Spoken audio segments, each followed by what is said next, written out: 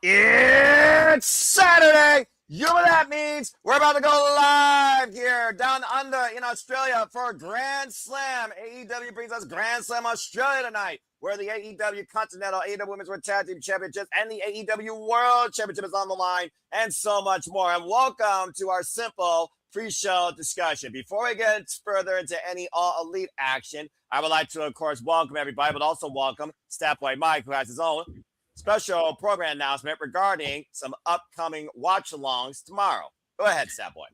Thank you, Mr. Noah Foster. Well, this is partially because of you as well, because if you all watched the Super Bowl watch-along, which we all did last week, we hinted the fact that maybe we should put other sports back into the play.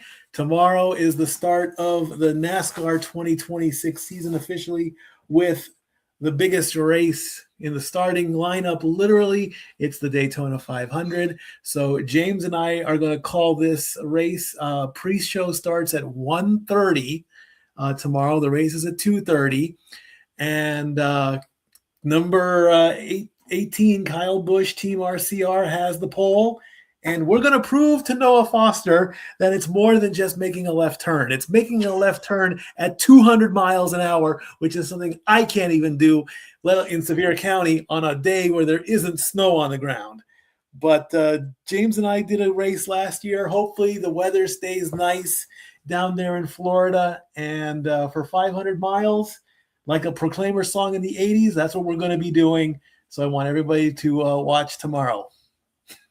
All right, well, fair enough. Well, hey, just, don't get lost in the pacer lane and avoid collision. And with that being said, you and James have a great call tomorrow. Again, folks, Daytona 500, that is tomorrow afternoon, Sunday afternoon. That will be with Statboy Mike and our own Jay's Hebert. Follow him at Jay Hebert Side 95. Again, you keep him in the driver. You keep yourself in the driver's seat. You really can ride shotgun. And good luck to y'all all the way to the checkered flag. I wish y'all the best. Thank you, brother.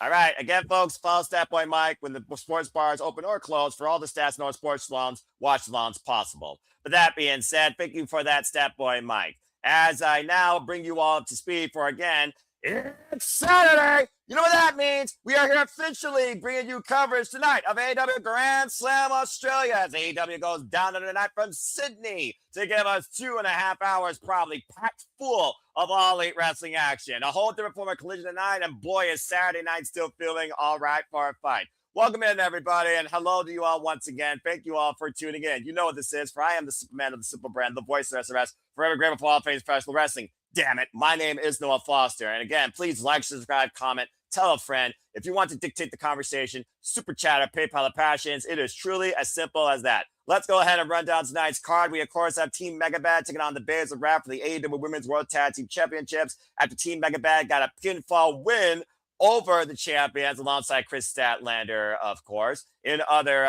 trios and tag action. John Moxley will now defend the AEW Continental Championship against the Alpha and Konosuke the Cash Cow. Both men are 1-1. John Moxley looking for that win back during the Continental Classic, while the Alpha is looking for a whole new piece of gold to start off the calendar year. In what feels like a fight forever that might meet its final chapter, we are going to reach for the sky and for the TNT title tonight as Kyle Fletcher, Mark Briscoe, 7 occurs in a ladder match. Both men tied 3-3. Does Mark Briscoe once again become the face of TNT, or is the Protostar truly on his way to becoming the greatest TNT champion of all time? Someone's getting a haircut tonight, and they're going to be shaved as bald as the sun shines itself off Ricochet's head. As Timeless Tory Storm and freshly squeezed Orange Cassidy will take on the Death Riders, Willow, Yuta, and Marina Shafir, where the loser who eats the fall will get their head shaved bald. After what we saw happen with Mina Shirakawa, Timeless Toy Storm cannot wait to stick those scissors into Yuta's head and probably somewhere else. I don't know if murder is legal in Australia, but it's a whole different state down there. They are upside down. I mean, blind me is going to Crakey's and toilets spin the wrong way, but that's a whole different conversation. With AEW World Championship implications, Hangman and Page goes 1-on-1 for the first time ever against Andrade El Idolo, where the winner will challenge for the AEW World title at Revolution. It's the first time ever one-on-one encounter. Of course, Andrade Idolo earned this opportunity, beating Kenny Omega, and is currently undefeated in singles action since returning to AEW. why him and Adam Page to stay at the top of the board, outlasting the Don Callis family's militia, including but not limited to Dunkzilla, Mark Davis, as Samoa Joe has been injured as well and has been taken out of the equation.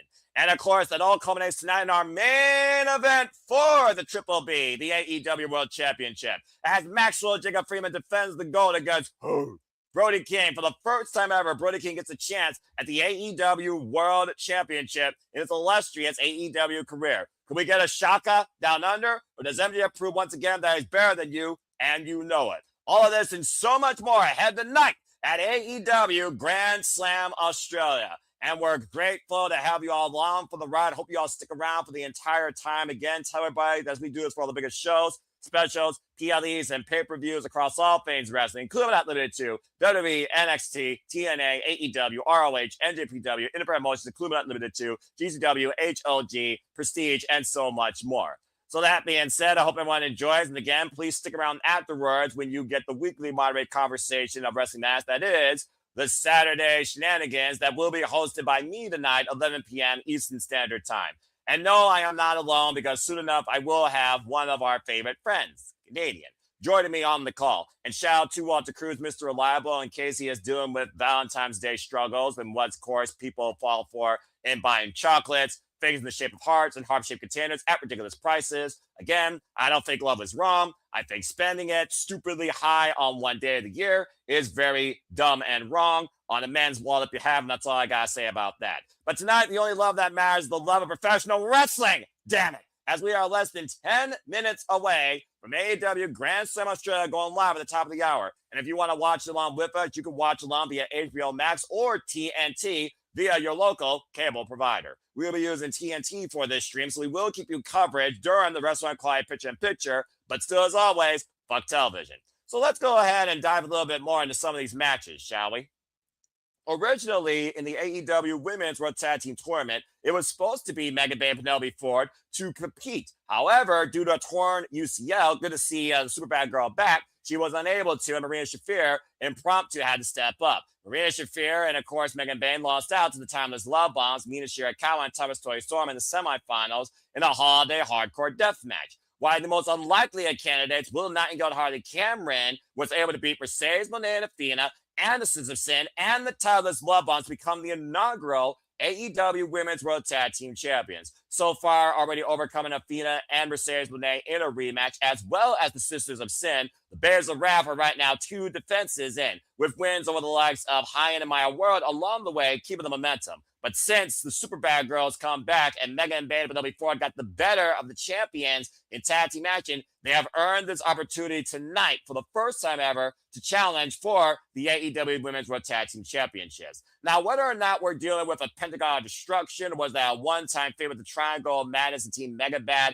coexisting against the Cosmic Bears of Wrath, that is really hindsight. But again, these titles were just newly minted and created and crowned, of course, at the beginning of the year. So it's very interesting to think that after what we saw on Wednesday, we could find all 3 women of the Cosmic Bears of Wrath without gold. Of course, last time Harley Cameron was down here, she was challenging Mercedes Moné for the TBS Championship down under in Australia. A commendable effort, but came up short. But I think Willow and Harley Cameron, though, who have had the longer tenured as a tag team, now whip the straps, have that sense of trust and confidence where I think they can overcome this. But again, all hail the Megasis. And we'll see if Penelope Ford shows up in fine fashion. So let's see tonight. We get brand new AEW Women's World Tag Team Champions.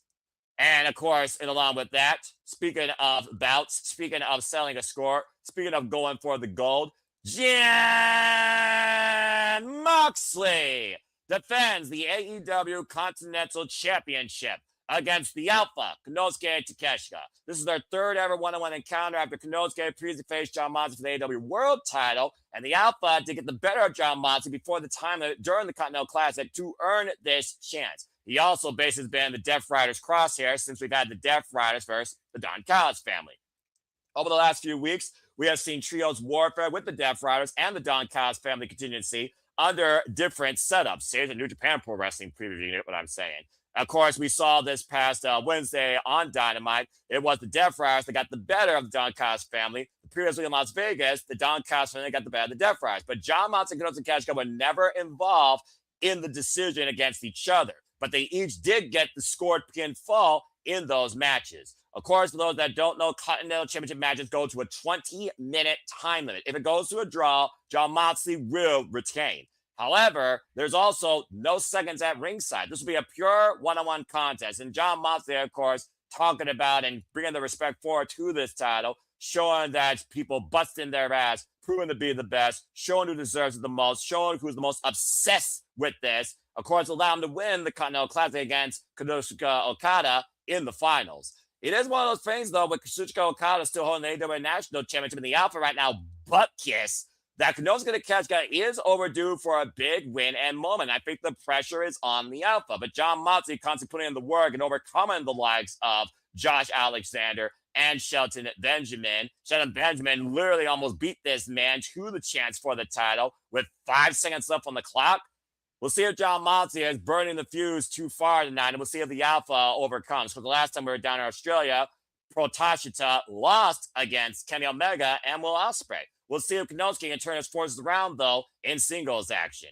And speaking of Takeshita, the other half, of course, Kyle Fletcher from Australia will defend the TNT Championship against Mark Briscoe. This is Kyle Fletcher, Mark Briscoe 7. After trading wins in and out of Ring of Honor, Continental Classic, Owen Hart Foundation Tournament, and over the TNT title itself, it all comes down to this. After Kyle Fletcher surprised many of people, I would think, after being Tommaso Ciampa this past Wednesday in about 17 minutes to win his second ever TNT Championship, he said he is coming back home with the gold for the Heroes Welcome he deserves and will defend this title against anyone, anywhere, anytime, willing to step up. Here comes Mr. Fight Forever when it comes to this guy, Mark Briscoe. These two had 3 matches alone last year in singles actions, folks, and 2 of them were over the TNT title.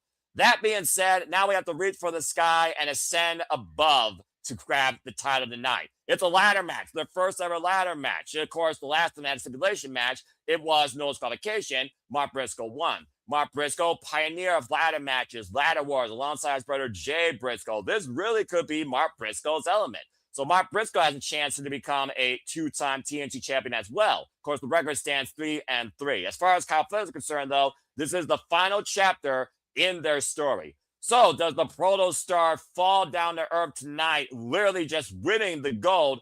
And does Mark Briscoe reach for the sky again and return it back to the agglomeration?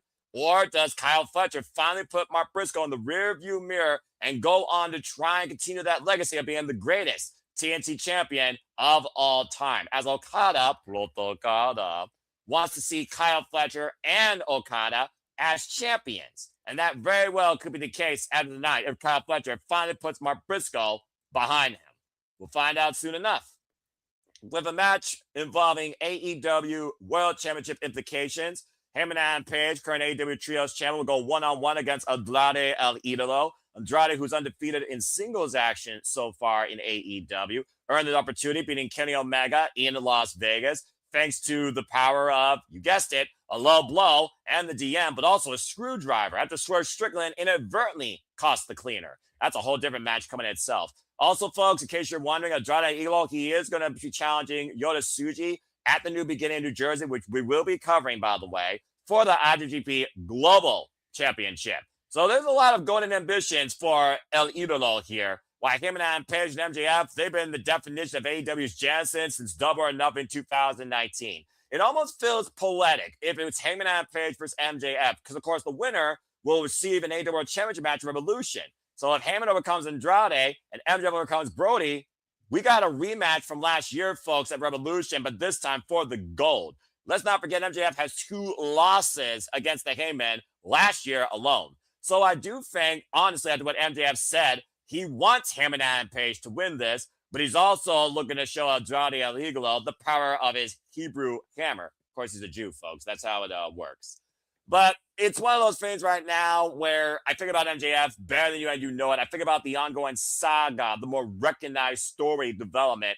That Hangman and Page might surprise us here, because when Hangman and Page backs up against the wall, it's where he's at his most dangerous, and that might play to his advantage. So this one could go either way, but what do you think? Do you want to see Hangman and Page go after the AEW World title again? Or do you want to see Andrade get a first crack at possibly the gold? possibly against MJF, who's already called him out on his relationships. How fitting on Valentine's Day. Damn. But again, hindsight's 2020. But again, folks, this is a number one contenders match. The winner will go on the Revolution to challenge for the AEW World Championship. How valuable is the hair of a woman? Well, when it comes to Mina Shirakawa, it's glamorous, and whoever cuts her hair off without her choice deserves to be literally skewed. And I think that's what's going to happen to Scrappy Yappy Willow Yuta tonight. I think that's a reliable prediction. But to bring more on that, with a head of hair of his own that is far better than Yuta's, then again, it's not hard to do that. Please welcome into the commentary booth, Walter Cruz. Walter, how are you this fine evening as we prepare for AEW? I'm good. Are you watching on Max or Sling? Sling. Okay. And are we going to get a bald-headed bitch or what? Well, I mean, you could say the same thing for both Yuta and Maria Shafir. As of course, it's 8 p.m. So we are live from Sydney, Australia, in the Close Bank Arena, capacity crowd on hand. And please remain #sport for you will be permanently banned. As we are here finally for AEW Grand Slam, and we're kicking things off immediately with the Death Riders riding into the building. Welcome in, everybody, officially to our coverage. Again, hello, everyone. Noah Foster, Walter Cruz. We are super reliable. And, Walter, we're kicking things off with one hell of a fight. It's John Moxley versus Konosuke Takeshita 3 for the Continental Championship tonight. Did you give Ash the I did. Okay. He'll be joining us a little later, folks. I pulled a U and joined late, huh? I pulled a U. Well, for AEW, you don't bring in late. No, honestly, I was cooking for my nephew and everybody. I know. And again, figure for those that are tuning in right now live with us, thank you so much. Please like, subscribe, comment, and tell a friend. And if you want to dictate the conversation, super chat as simple as that. Arcady, go ahead and introduce the Continental Champion. Look at the size of that audience. I'm live. Back up. Continental Championship matches, folks, are contested underneath a 20-minute time limit. If it goes to a draw, the champion will retain, as is John Moxley, the Death Riders against the world, renewing a violent spirit of non-complacency in All Elite Wrestling, currently 2-0 this year alone in singles. And both those matches were Continental Championship eliminators. Again, it was back on December 6th. Bang! That knee strike and a raging fire that the Alpha finally overcame the Death Rider John Moxley for the first time in his career. And 2 weeks ago in trios action, Konosuke Takeshita got the better of the Death Riders, sending a message to the current champ. Of course, last week, Wednesday, we saw John Moxley send a message to Konosuke. As, of course, John Moxley is looking for revenge for that loss and against the Don Callis family. You got John Moxley's entrance right now? Because I went into an ad when I first turned it on, so I don't know if I got behind you or not. Well, I'm looking at John Moxley inside the ring, so you best figure your crap out right now. I'll tell you when he's in the ring. He's still walking for me. Good Lord, dude. You're fucking television. Fuck television. Fuck advertisements. All right, the Alpha Konosuke Takeshita is making his way to the ring. We'll figure it out later. Daggone it. I'll tell you. That's the good thing about Sling. You can pause live TV. Well, maybe you shouldn't pause live TV. Konosuke Takeshita. We're live, pal. Konosuke Takeshita, of course, the Alpha, came very close to winning the Continental Classic, making his way to the semifinals, losing to Okada. Sometimes backing out and backing in skips it. All right, well, you figure that shit out, because there's no way there could be a latency or delay with this match right now, all right? This is one of the biggest matches of the night. This is the one I was looking forward to, This is my honestly, match. This is the one, me too. Well, you better get your shit figured out, because the bell's going to ring here pretty soon. That being said, as I'm trying to bring the tail of the tape, Konosuke Takeshita, of course, lost to Okada in the semifinals at World's End. And, of course, we saw him lose at Wrestle Kingdom, the IWGP Heavyweight Championship, to Gene Blast, Yota Tsuji. It's going to be a classic here.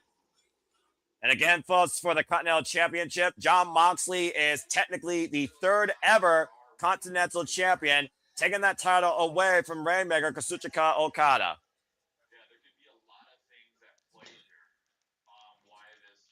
The fact that he had such an incredible run, too. Only one draw, 13 points for Konosuke Takeshita. Near flawless run in the Continental Classic. Bell Reigns, we are underway. Imagine how pissed Okada would be that is if Takeshita gets it. It's like, I lost it to Moxley just for you to get it. Well, it's one of those things, though, Walter, that John Moxley knows the type of competitor Konosuke has become. hungry, determined, driven, adapted. He is the alpha, and Jon Moxley respects that. But Jon Moxley still doesn't know if Konosuke has what it takes when it matters the most. And it doesn't matter more than right now when it comes for the AEW Continental Championship. And again, folks, you be part of the conversation using the hashtag AEW Grand Slam. Continental tie up here in the side headlock in the early going. The first time these two men, of course, faced each other one-on-one was an AEW Intro World Championship Eliminator back in 2022.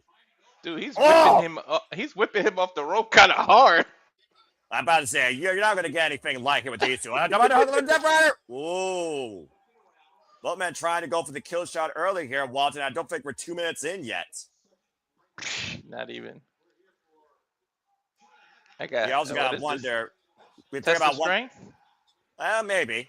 And, of course, we also got to wonder, again, Jon Moxley's left leg that has been bothering him since the Continental Classic. Not showing any signs of injury or wear and tear tonight. Greco-Roman knuckle lock here, and both men shoulder to shoulder. These two bulls butting horns in the middle of the ring right now. An arm wringer attempt at Konosuke. I almost wonder if Konosuke is going to go back after the leg or try and exploit a different weakness out of Jon Moxley. How much has Jon Moxley and Konosuke learned about each other over these last few weeks in these trios matches? Don't forget, Jon Moxley has been to Japan and New Japan. He knows the style. He's a former IGWP champion. So I don't think Takeshita is going to surprise him too much. And Konosuke able to slip out from Jon Moxley's submission hold, and both champion and challenger eye to eye. Again, folks, in Continental Classic matches, there are no seconds allowed at ringside or they are fired. Clean? Is it going to break clean? It looks like it's going to be a clean break so far here. And again, there's that mutual respect. When it comes to the Continental Championship, I think that's what Jon Moxley wanted the most out of AEW. The best in competition. Don't treat this like a game. Treat this like your life depends on it. Show how much you care about this. Because at the end of the day, this isn't a hobby. This isn't a pleasure. This is a way of life. It's strictly business.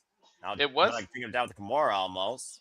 It pretty much was his mission statement. He went at it, went about it like in a bad, cruel way. But Moxley, at the end, he just wants the best for AEW. If you think about it. And honestly, AEW has never looked stronger, more hungry, more progressive than this year, to your point, since the Continental Classic. Up and down the board. Hell, we got a brand new AEW Women's World Champion, for Pete's sake, out of Thekla, and it took her literally whipping the hide off Chris Statlander by losing Fletcher herself. It's almost like the Continental Classic was sort of a reset, right? It's almost like the Continental Classic reminds you why AEW is where the best wrestle. Mm-hmm.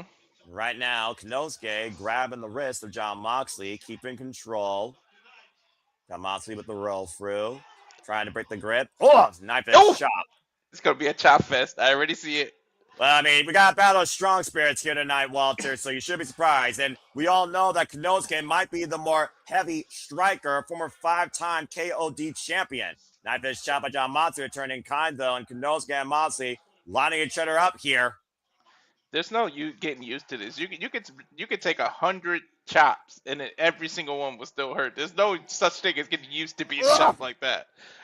And no kidding, and the tenacity being shown here by both Jon Moxley and Konosuke. Get to the midsection, though, the fake out. Jon Moxley might be looking for the pile driver. And Konosuke, back body drop. And now Konosuke might be looking to pick up speed for that Tateshka lariat. Ducks underneath from 0 to 100. To catch the flip. Oh, and Jon Moxley, great scouting. What the?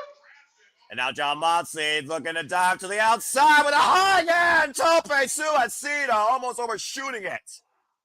Yo, he did overshoot it. He almost hit his head on that light fixture on the bottom.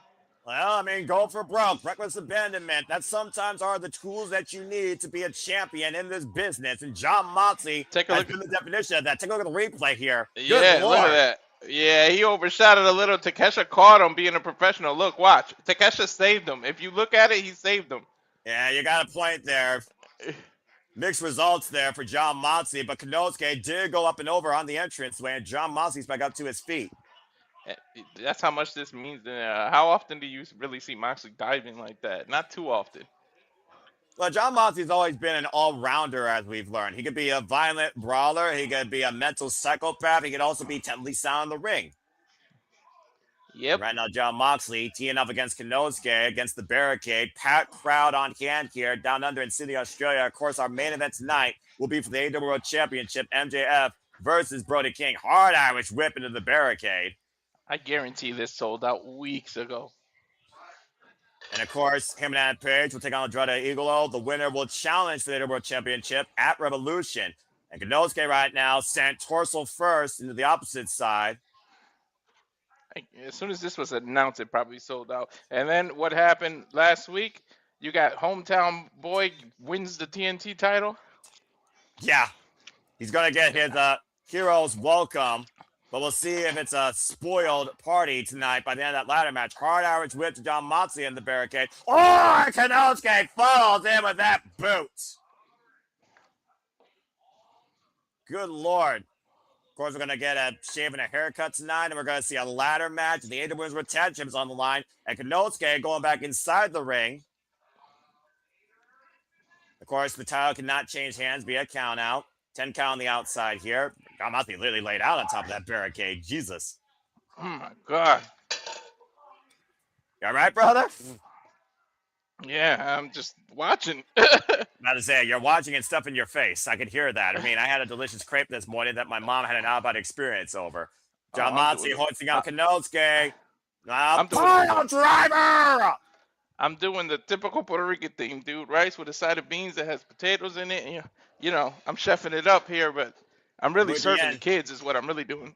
Muy bien, as John Moxley looking for a recipe for continued success tonight, defending the Continental Championship. To your point, Konosuke the Catch Guy is former IWGP Heavyweight, IWGP Continental, never Overweight Champion, and AEW International Champion. But he's never held this piece of gold. And if it wasn't for Okada and that screwdriver, he was a first ballot candidate to win the Continental Classic last year. He was supposed to have it. This damn guy, he literally got screwed. Literally. Well, Okada clearly is underestimating what Konosuke is, and that is a threat. And let's not forget, Okada still has the AEW National Championship. I gotta admit, this didn't go where I thought it was gonna go, because I really thought there was gonna be a dysfunctional family. Takeshita was gonna see the light and leave, but it seems like this family got even stronger. Well, how strong will they be after the night, though, when it comes to Takeshita, the original first two members of the family, and John Moxley in control here in the early going of this Continental Classic match. As it continues, the restaurant quality, picture-in-picture, fuck television. It's one of those things. Well, there you go. It's one of those things also, though, where I look at Konosuke, the Alpha, being a breakout, and I do wonder, again, how much does he trust this family if it leads to no results? For a while, I think he just wanted to keep Kyle Fletcher under his thumb and not have him push forward towards the world title, thinking he's too big for Don Callis' agenda. And what happened? Kyle Fletcher beat Ciampa this past Wednesday for the TNT title. What a short reign for Ciampa. Are you getting a PCR 20 Techwood Studios instead of the actual match? Yes, I am. So I'm just talking here. For those that don't know, by the way, John Moxley has now been the AEW Continental Championship for 50 days with a successful eliminator against Josh Alexander and Shelton Benjamin that went to 19 minutes and 55 seconds. And of course, we are here bringing you friendly commentary coverage for All Elite Wrestling, for we love professional wrestling. And speaking of friends that we love, that also love this passion like we do, she's yours, she's mine, she's our Canadian friend, Ash. Hello, Ash. Hello. How are you, my baddie friend? I'm good. It took me forever to find the channel. I thought I couldn't find it. It was like, oh, wait, it's a Collision show. So it's on USA Network here. Canada, yes. Folks, this is Saturday to Baddie for Wrestling as we have a full commercial break. But again, that's going to catch me. You stop that, Walter! The Canadian national anthem. Always got madness is always here. I'm surrounded by fools every time I do this shit. But at least I'm covering AEW, my biggest passion, next to New Japan. That being said, Ash, you think about this match being the fourth time technically that these two are going one-on-one. The third where it really matters when you look at their past history. Do you think the Alpha has a form of success for the night against John Moxley? Has he found an Achilles heel? Takeshita is a former Continental champion, yeah? No, international. International, okay. I get those belts mixed up a lot. That's fair. That's absolutely fair. I mean, Takeshita does pretty well these title matches because when push comes to shove, he delivers. As evident from his New Japan runs as as the never openweight champion and as the IWGP heavyweight champion. And of course, he lost the IWGP Heavyweight Championship to Yosuji at Wrestle Kingdom, but he is also, to your point, the longest reigning, most successful defenses, never overweight champion in a single run in New Japan history. Yeah, so he's no stranger to these title bouts, and plus he's as you mentioned before, he's faced Moxley multiple times, so he should know his weaknesses by now. Other thing is also he's still triple contracted, let's forget, to DDT Pro and New Japan Pro Wrestling, so I wouldn't rule him out of going back to New Japan. And as we know, when we covered New Beginning here in New Jersey, of course, we know that Konosuke Takeshita will challenge ELP for the World Television Championship. As we are back here at AEW Grand Slam Australia, the AEW Continental Championship on the line, 20-minute time limit. John Moxley in control of the challenge against Takeshita, and right now trapping the arm with a modified cravat of sorts here. Working the head and neck, and of course trying to neutralize the power of the Alpha, trapping the right arm there. And Konosuke back out to his feet, elbows to the midsection. John Moxley, though, trying to counter. And Konosuke, the big boot, rocking John Moxley. The Irish whip to Takeshita. Takeshita lariat connects. Ooh, nice. I'm still on commercial right now. Bloody hell. Yeah, it's okay. Also, sorry for the way you're good. That's what happens when we cover television wrestling. Again, fuck television, but hey, you're still a baddie analyst that can still get more than enough when it comes to Konosuke and John Moxley. When it comes to the heat and animosity of proving who is the better wrestler. Blue Thunderbomb counter to death. Oh no, a Blue Thunderbomb did not get the win. Oh no. That's Shut so the sad. hell up, ass. Bloody hell, I knew that was going to happen some point during this match. You were just waiting. You both were just waiting for that. As the crowd watches on here, Konosuke Takeshita to Ash's point. The first title he won AEW was the AEW National Championship. John Moxley meeting Konosuke. Now up to the top turnbuckle. And shots to the midsection here. That's one of those things right now. Konosuke right down John Moxley's back, scraping away the epidermis. Oh, I'm actually a little bit ahead. That I thought it's the other way around. Well, there you go. You get picture in picture? No, we got a PCR thing right now. And Konosuke has John Moxley up, looking for the Sunset Flip Power Bomb. To give you an idea, John Moxley finding back here. We got Canada, Australia, and America. And none of the three can meet eye to eye when it comes to AEW tonight on TV. Brilliant. Bloody brilliant. Konosuke got John Moxley up, though. Power bomb. Center of the ring. Cover. 2. No. Didn't get it. Woof. A short range celebration there where Konosuke thought he had him. If you're looking at the replay with me here, look at this high Liger bomb, jackknife power bomb. Center of the ring with the parlay bet press with a 2.5. You know what's crazy? This is just the opener. This is AEW. Hashtag top that shit more often than not. Wednesday was the definition of that. And John Moxley and Konosuke again teeing off center of the ring, creating bombs with these forearms here. Once again, here they go. And again, Konosuke Takeshita is a knockout artist with the rolling elbow. Cutter! That was nicely scouted by Moxley. Wait, nice counter there with the cutter. Yeah, sudden offense out of nowhere, taking the Alpha off guard. Takeshita right now going to the apron, looking for a reprieve. Knows he cannot be pinned or submitted inside the ropes there, and now both been on the apron, and this could get dangerous. This match ain't gonna do nothing for the Dallas family and Dark State. Wow, Dark Side the rivalry. And fuck that brand. Yeah. Obviously, I just said fuck you, Konosuke, when I cursed up on the apron. They got this rivalry going on, and now this ain't gonna do it no favors with this match. Excuse me, sorry. Now you're all good. Take a look at the replay here, guys, and watch this. Konosuke's head driven face first in the apron. Also, I'm going to apologize in advance for if I sneeze unexpectedly. I'm currently going through a cold right now. That's all good. As long as you're okay and you're healthy, and we're all just happy and enjoying all Elite Wrestling. So the match, Konosuke just beats the count, and it's another curb stomp. Just the half. Here's the cover by John Moxley with the front leg, and a kick out 2.5. Oh, nice. He transitioned into that bully choke. The Bulldog choke firmly in place. Well called, Ash. Again, John Moxley continuing on the offense. Not letting Konosuke even breathe here. Now trying to cut off the blood flow to the brain and close up the carotid artery. Change of position now. Is he going to turn into a regular sleeper, or he's going to leave this in? Well, what do you think is the best strategy at this point, Kirk, considering Konosuke's got the height advantage? Well, Now there it bringing him is. down. He's got it locked in now. He's got that sleeper in now. That body grapevine. I think you got your question answered, Walter. And again, the S grip right now applied by Jon Moxley, keeping a firm hold against Konosuke. I gotta give it to him. His chain wrestling is off the chart, dude. How he like flips moves. You know how I am. I'm a sucker for this shit. Yeah, now transitioning into the Jujigatami, the cross arm breaker. Konosuke, though, putting the shoulders down, and Jon Moxley still maintaining hold. This is ridiculous. Get to the rope. And he does so. Again, the reach of Konosuke saving him, but Jon Moxley using all of that Red's 5 count. That was his height that saved him right there. And no doubt about that. What is we got he, 6'2"? less than 6'2". We got less than 5 minutes left, by the way, folks, in this match. Remember, if it goes to a draw, Jon Moxley retains no matter what.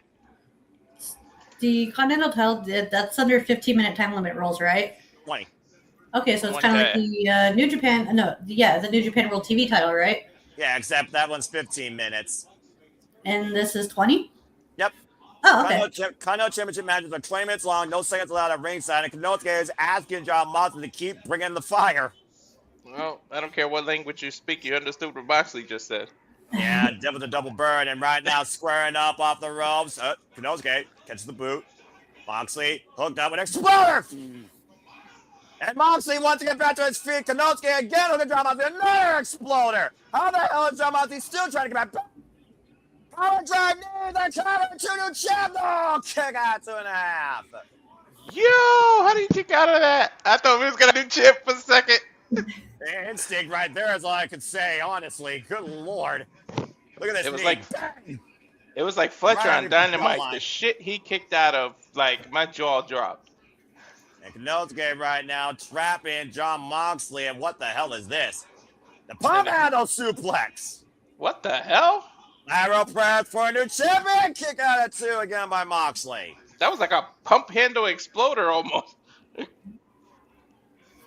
It's a hell of a match right now here, and thank you so much to Hassan USA Network Gamer Terrell. Happy Valentine's Day to you as well. Happy Valentine's Day to everybody who's spending it with their love or the love of professional wrestling. I was gonna say, breathe, Noah, let it go, because I know that's one of the things you don't give a shit about. What are you talking about?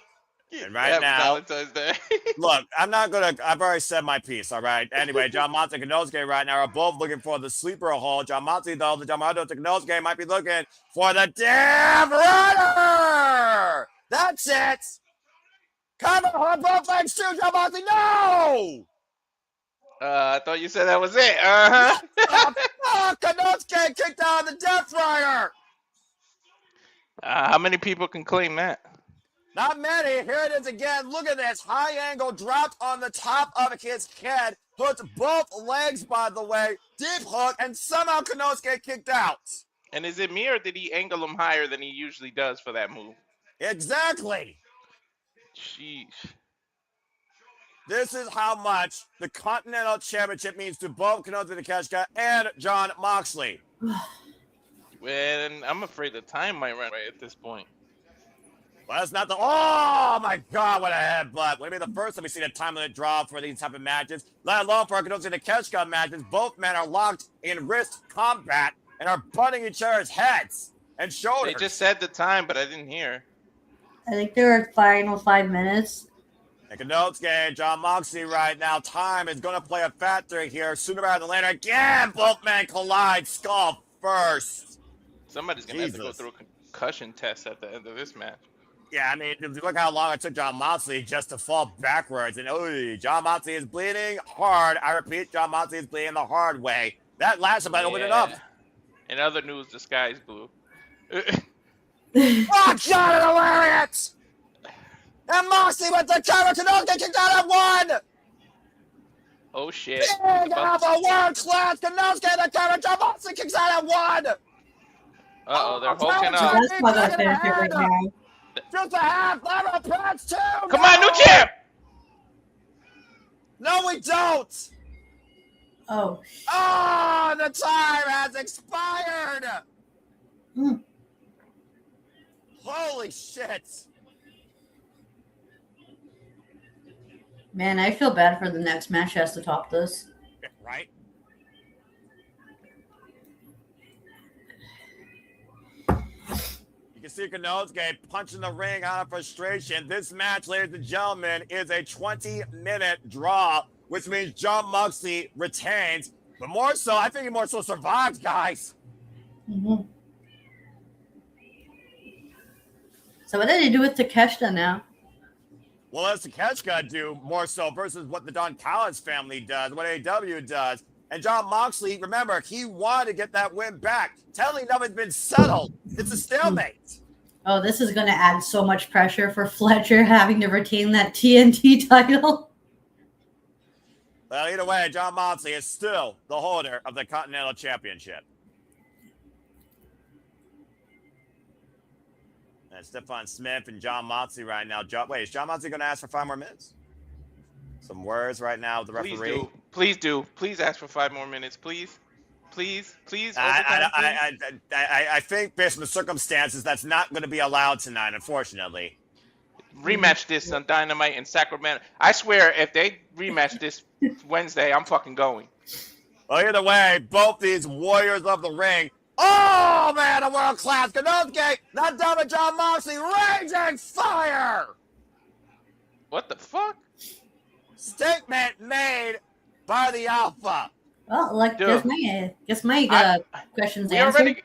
We already got Swerve and Kenny Omega Wednesday. I swear to God, if they add this, I'm fucking buying the ticket. Well, either way, the Alpha is far from done with Jon Moxley. A big old FU, screw sportsmanship. This is far from over when it comes to those two. Do you work Wednesday, Ash? I do, sadly. I was gonna say if I go Wednesday, you might have to call it Noah, just because I'm there live. You know what? If you are going there live, I will make it official myself to call that Wednesday night just to get your live recap post show.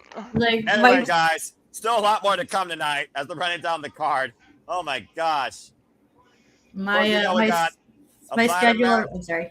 No, I was about to say my schedule for this week. I'm working from tomorrow all the way through Thursday. Oof. Yeah. That's a fun schedule. I was surprised. It's like, oh, I got 2 days off. And I looked like, oh, yeah, that's fine. I'm working 5 days straight. Well, there you go. All the fun here. And, of course, they're running down the card. We got TNT Championship ladder match tonight. Kyle Fletcher versus Mark Briscoe 7. Hangman versus Andrade Idolo for number 1 contendership for the AEW World Championship. Megabad versus the Bayne Rap for the AEW Women's World Tag Team Championship. Mixed Tag Team Warfare Tornado Tag loser of this fall will get their head shaved tonight. And of course, MJF will defend the AEW World Championship against Brody King as we look at the tail of the tape a little bit in the never-ending story that is the Proto Star and everyone's favorite boy from, of course, Super 10 Boys, Mark Briscoe, Sandy Fork, Delaware. How do you feel about the fact that we're getting Kyle Fletcher and Mark Briscoe 7? This has to be the end game for these two. I hope so too, because don't get me wrong, I like that they're having this match. I just don't like the way they built to it. Well, in the meantime, suspend your thoughts for that because you get to bring your thoughts to this. It's time for the AEW Women's World Tag Team Championships. After this commercial break, fuck television. Okay, well, first off, Konosuke, Jon Moxley, that match fucking slapped. And again, Wednesday, Revolution, just give me the match. No time limit or 2 out of 3 falls. We got to settle this. We got to see who's the better of those two. They can't change the rules and make it no time limit. Who says they can't? If Jon Moxley wants to prove a point that badly, he will do that. He's the champion. He's got the freaking stroke. 2 out of 3 falls. Make it a 2 out of 3 falls. So that way there's a definitive winner. Anyway, again, I'm sure this is going to be revisited by Tony Khan some point down the line. Yeah. Okay, so let's go ahead and get your thoughts towards this. Harley Cameron, of course, last time she was here in Australia, she challenged Mercedes Moné for the TBS Championship. Came up short. 3 years in her career now with the person she had her second ever match with. Her and Willow returned to her home, the Basil Rap, now the inaugural AEW Women's World Tag Team Champions. Megabad, though, they were never part of the equation due to Penelope Ford being injured. But now they get their first crack at the AEW Women's Tag Team Champions. And the history with Harley Cameron and Megan Bayne, You can go back and watch Tale of the Tape when it came to the fact that Megan Bayne at one point broke Harley Cameron's nose. But this is a huge opportunity here for the super bad girl, particularly considering since Megan Bayne came back, her and Penelope Ford have been a duo to reckon with. I'm torn on this match because on the one hand, I want Babes of Wrath to continue their title reign, but at the same time, I want to see Megan Bayne with the title. So.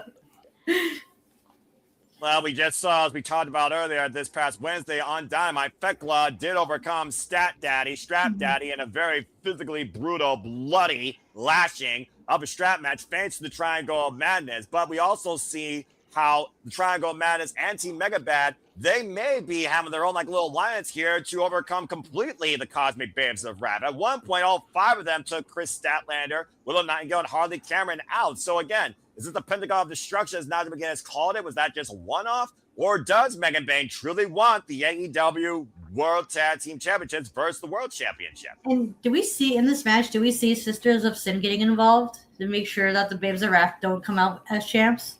Not unless they picked up a plane and went down under in Australia. Remember, the Babes of Wrath were already down in Sydney. The Triangle of Madness wasn't. And if it wasn't for Sky Blue and Julia Hart's involvement in that strap match, that match could have gone very differently.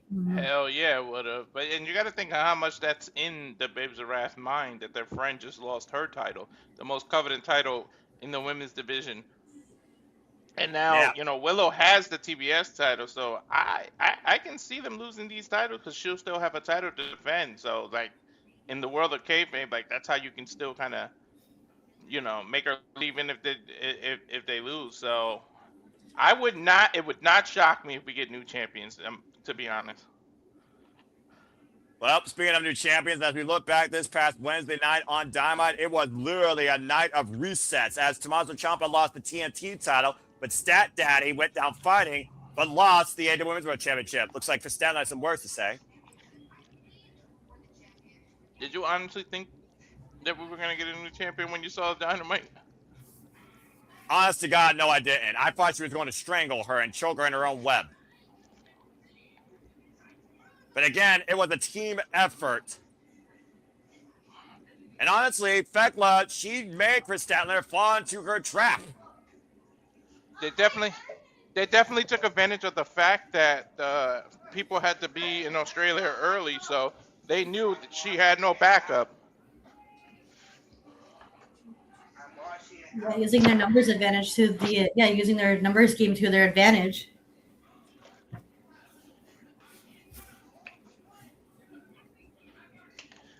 If I'm being 100% Noah, if she was gonna lose the title, at least she lost it to this crazy bitch. Like, yeah. Yeah, well, something tells me why Statlander is still bleeding red. She is raging red, and I think things are far from done with the Toxic Spider and the Cosmic Killer. Oh yeah, absolutely. I think those two are going to continue. They're probably going to I have a feeling that they're probably going to have another match at Revolution. If not, then I don't know where else they could do it. It wouldn't surprise me if she took a charter flight and got her ass to Australia.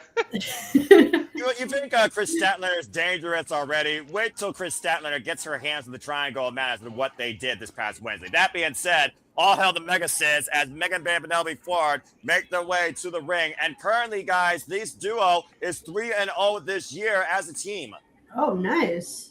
They got quite the undefeated streak going right now. That's pretty cool.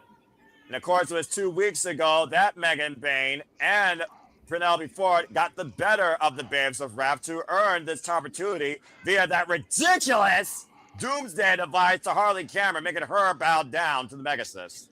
Dude, I love this. Sorry. Go ahead, Walter. God was just showing off when he made these two. Like, she.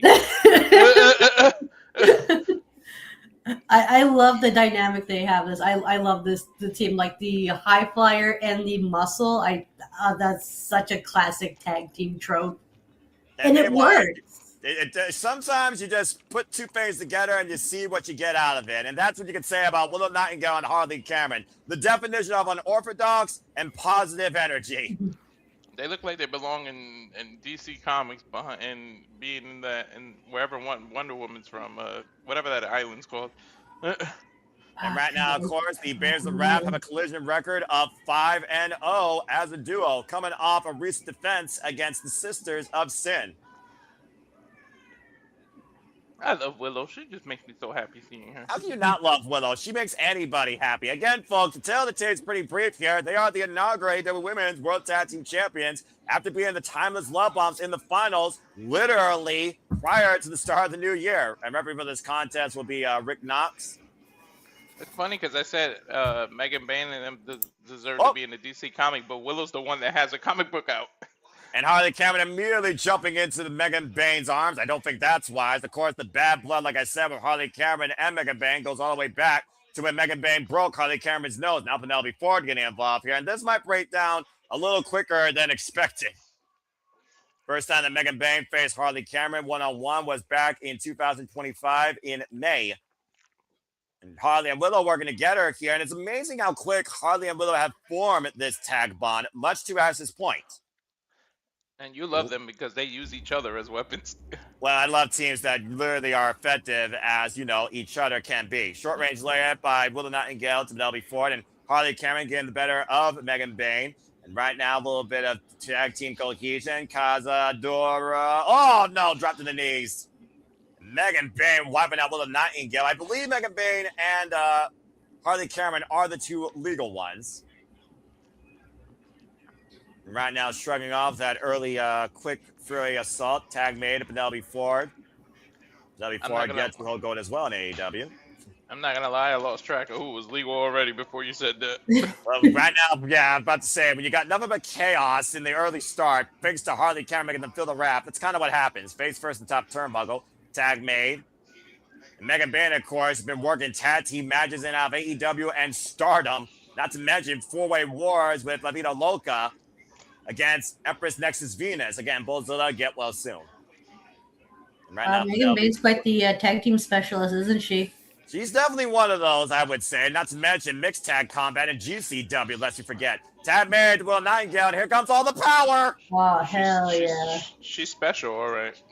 And right now, Willow Nightingale and Megan Bayne. I need this one-on-one for the TBS title. Oh, I would love Megan that, Bayne, too. That'd be so Willow good. Nightingale. Oh! What a suplex by Willow. Bayne with the power. Not the power bomb yet. And right now, average whip, Penelope Ford, Willow Nightingale, and spring. Go, got caught. Weight slot. German suplex. Willow was ready for Penelope Ford off that move. She shouldn't be that athletic at her size, too. We said that about how many people in this business with the cannonball off the apron wiping out Team Megabad, and Willow Nightingale has completely turned this match around. I feel like they're setting up for a restaurant picture after that move. I'm about to say, I don't know yet, but we'll see what happens. And again, right now, Penelope Ford and Willow Nightingale are legal. No, Megan Bayne and Willow Nightingale are legal. But it's become pretty much 2-on-1 every chance the challengers have gotten. Now, Willow up to the second row. Big missile drop kick, wiping out Team Megabad. Everyone's favorite unorthodox Babe with the power. And this tag team championship match away to the cover. I'll get the far leg. One count. This championship match does continue. Wrestle at quiet picture in picture. Fuck television. I knew it. I could tell they were setting it up, like the way they did that move. Yeah, exactly. To your point, Ash, I do wonder if Willow and Harley are aware what's happened to Chris Statler. Remember, they're in Australia. Chris Statler is still trying to freaking patch herself up while bleeding buckets of blood after losing the Toxic Spider, who doesn't give a fuck how she got the championship. She just now made AEW's women's division toxic. Mm-hmm. Yeah, that was that. You were saying? Yeah, I was about to say that's definitely not going to play into effect of their group dynamic if Gabe's the ref retain their title, whereas Statlander doesn't have hers anymore. That was just a ridiculous strap match. And in fact, that was the same strap used in Bryan Danielson versus Ricky Starks at AEW All Out 2024. Is that why it had bloodstains on it? If you looked at it, it still had bloodstains on it. That's exactly why it had bloodstains still on it. Oh, God, it's soaked into the leather. And here's the cover by Megan Bayne, wiping out Willow with that short-range lyric, getting a 2 count. All I know is more Chris Statlander, more Fekla, please. I don't mind their toxic attractions for my viewing. It's absolutely incredible. More women in any of those type of matches, man. Should let them lead in those kind of matches. Well, Show 'em what AEW they can doesn't do, too. mind bleeding and doesn't mind going hardcore. If you listen to Denise Salcedo's interview with Chris Statlander, she even said it verbatim. Women bleed once a month. If you know, you know, folks. And at the end of the day, if the women want to be masochists and more than the men to show we can hit harder and still be beautiful while bleeding buckets of blood, then fuck, we're going to do it. And that's what makes AEW stand out. These women aren't afraid to fight and be downright destroyed from it. Yeah, she said, let a woman choose where to bleed from for once. Exactly. Versus, never mind. Meanwhile, the handstand and Megan Bayne wipe it out with a Nightingale. We got a full commercial break. It's one of those things also where violence yields results. Who the fuck's got a reason to argue, all right? You don't have to be all prima donna, prissy pretty, and laid back in the ring just to be an attraction in this business. If you know, you know, folks. I think it's more badass when the women do what the men can do, and sometimes better. I'm about to say, Exhibit A, blood and guts. Yeah, that was a good match. Holy crap! Like that was everything it needed to be. And all 10 of those women made it that. Right. Remember saying it's very misfortunate that the women in WWE aren't allowed to like go that crazy. Because guarantee you, there's probably women in WWE who would love to do that type of shit. You can go that the women fought as hard as they did, like Charlotte Flair, Rhea Ripley at WrestleMania 39, or Io, Rhea, and Bianca at WrestleMania 41 consistently, then maybe there'd be something worth buying into in WWE's women's wrestling. And welcome back to AEW for the AEW Women's Tag Team Championships. Go ahead, Walter. I do feel like it's going to be Io and Julia at WrestleMania for the U.S. title, and I'm here for that shit. Tag made right now. Penelope Ford and Harley Cameron legal. Harley Cameron, of course, from Queensland, Australia. Nice. Sling blade there.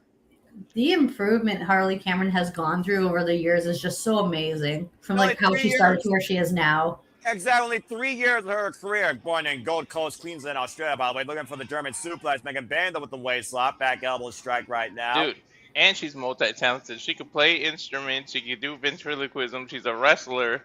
Like, sheesh. Beautiful tomato DDT.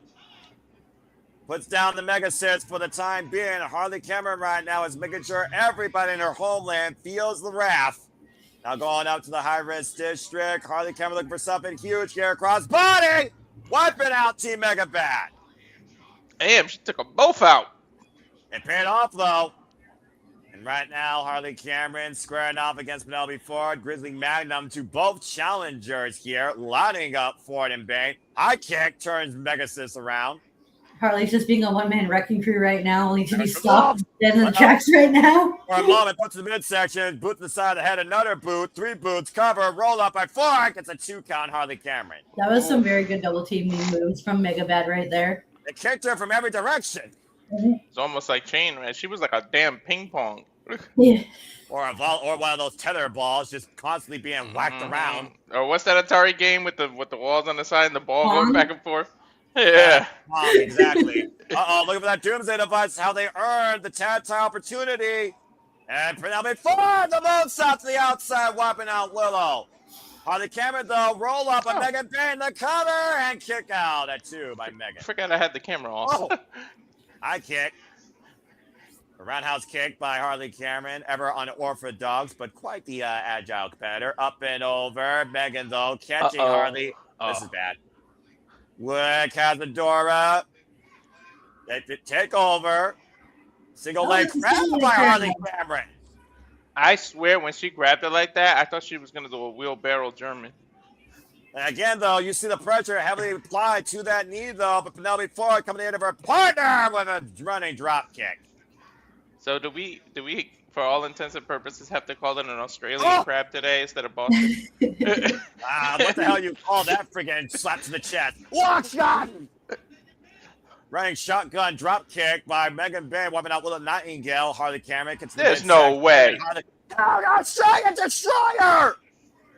Australian Destroyer? I thought she was going to power bomb her. That's why I said there's no way. All 4 women down in this highly contested AEW Women's World Championship match tonight at Grand Slam. That probably took more out of Harley than it did Megan, because freaking poor Harley just almost took herself out using all that momentum. Willow's got to get out so you can get tagged. Right now, I don't think the ref cares who's legal, but who is legal right now is Harley Cameron and Megan Bayne, and all 4 women are squaring off in the middle of the ring. Power versus power, and super bad attitude versus Wrath. And Megan Bayne, Harley Cameron pushed up to the ropes. And Irish whips, reversal, went for the high kick. Penelope Ford got robbed. Megan Bayne did, though. Bayne has her partner. Arm wringer, inside Russian leg sweep, single leg drop kick. Good combination there by the champions. Oh, here we go. A tag made of Willow Nightingale, and Willow and Harley might be looking for that double drop. Senton! On Megan Bayne, and Willow Nightingale with the cover to return a kick out of 2. She kicked that out like 1.5. Yeah, I think you're right. Just goes to show the toughness of the Megasis that we've come to know her as a breakout since last year. Tag made, Death by Driver by Willow Nightingale to Megan Bayne. And low bridge by Ford takes, nasty landing for Willow on the apron to the outside. Went for the swan song. Megan Bayne got out of the way. Harley Cameron eats nothing but canvas. And now Megan Bayne tagged Penelope Ford in. Or the fresher of the two right now. Jawbreaker. This is their chance to take advantage now that Willow's on the outside. Nature's escape into the stunner. And delivered. And oh, God, the Megasis flies. The lariat by Megan Bayne. And Megan Bayne whooping out Will on the outside with a Tome Suicida. Dude, we and might get the chance. For Penelope Ford. And Harley Cameron. The backslide. The cover. 2. Oh, nice. What? Where the hell that come from? Out of nowhere, the backslash. She kept pushing forward with her body. Penelope Ford couldn't escape. Chance attained.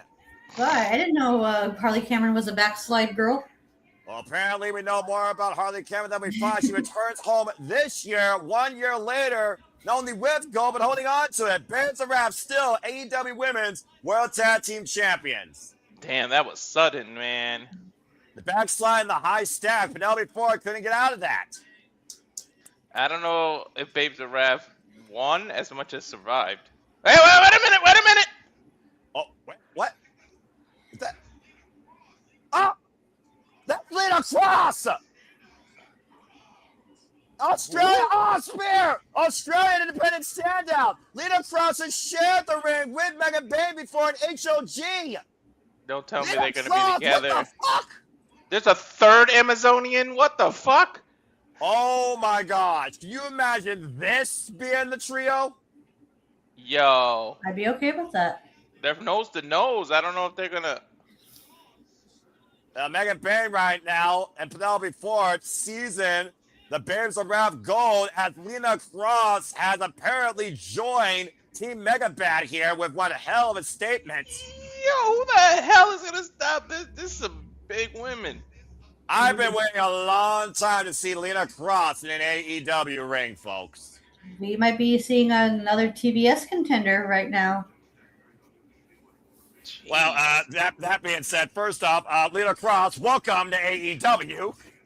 That shit is like larger, and largest right there. if you want to know more about Lena Cross, go watch her versus Megan Bayne for the HOG Women's Championship. That's the first time I discovered her. Lena Cross has also been in the ring with Chris Statlander. She's also a very much tag team specialist, been tagging alongside Denny, for those that know that team, part of Sendai Girls. Yo, that's an unstoppable force. Right?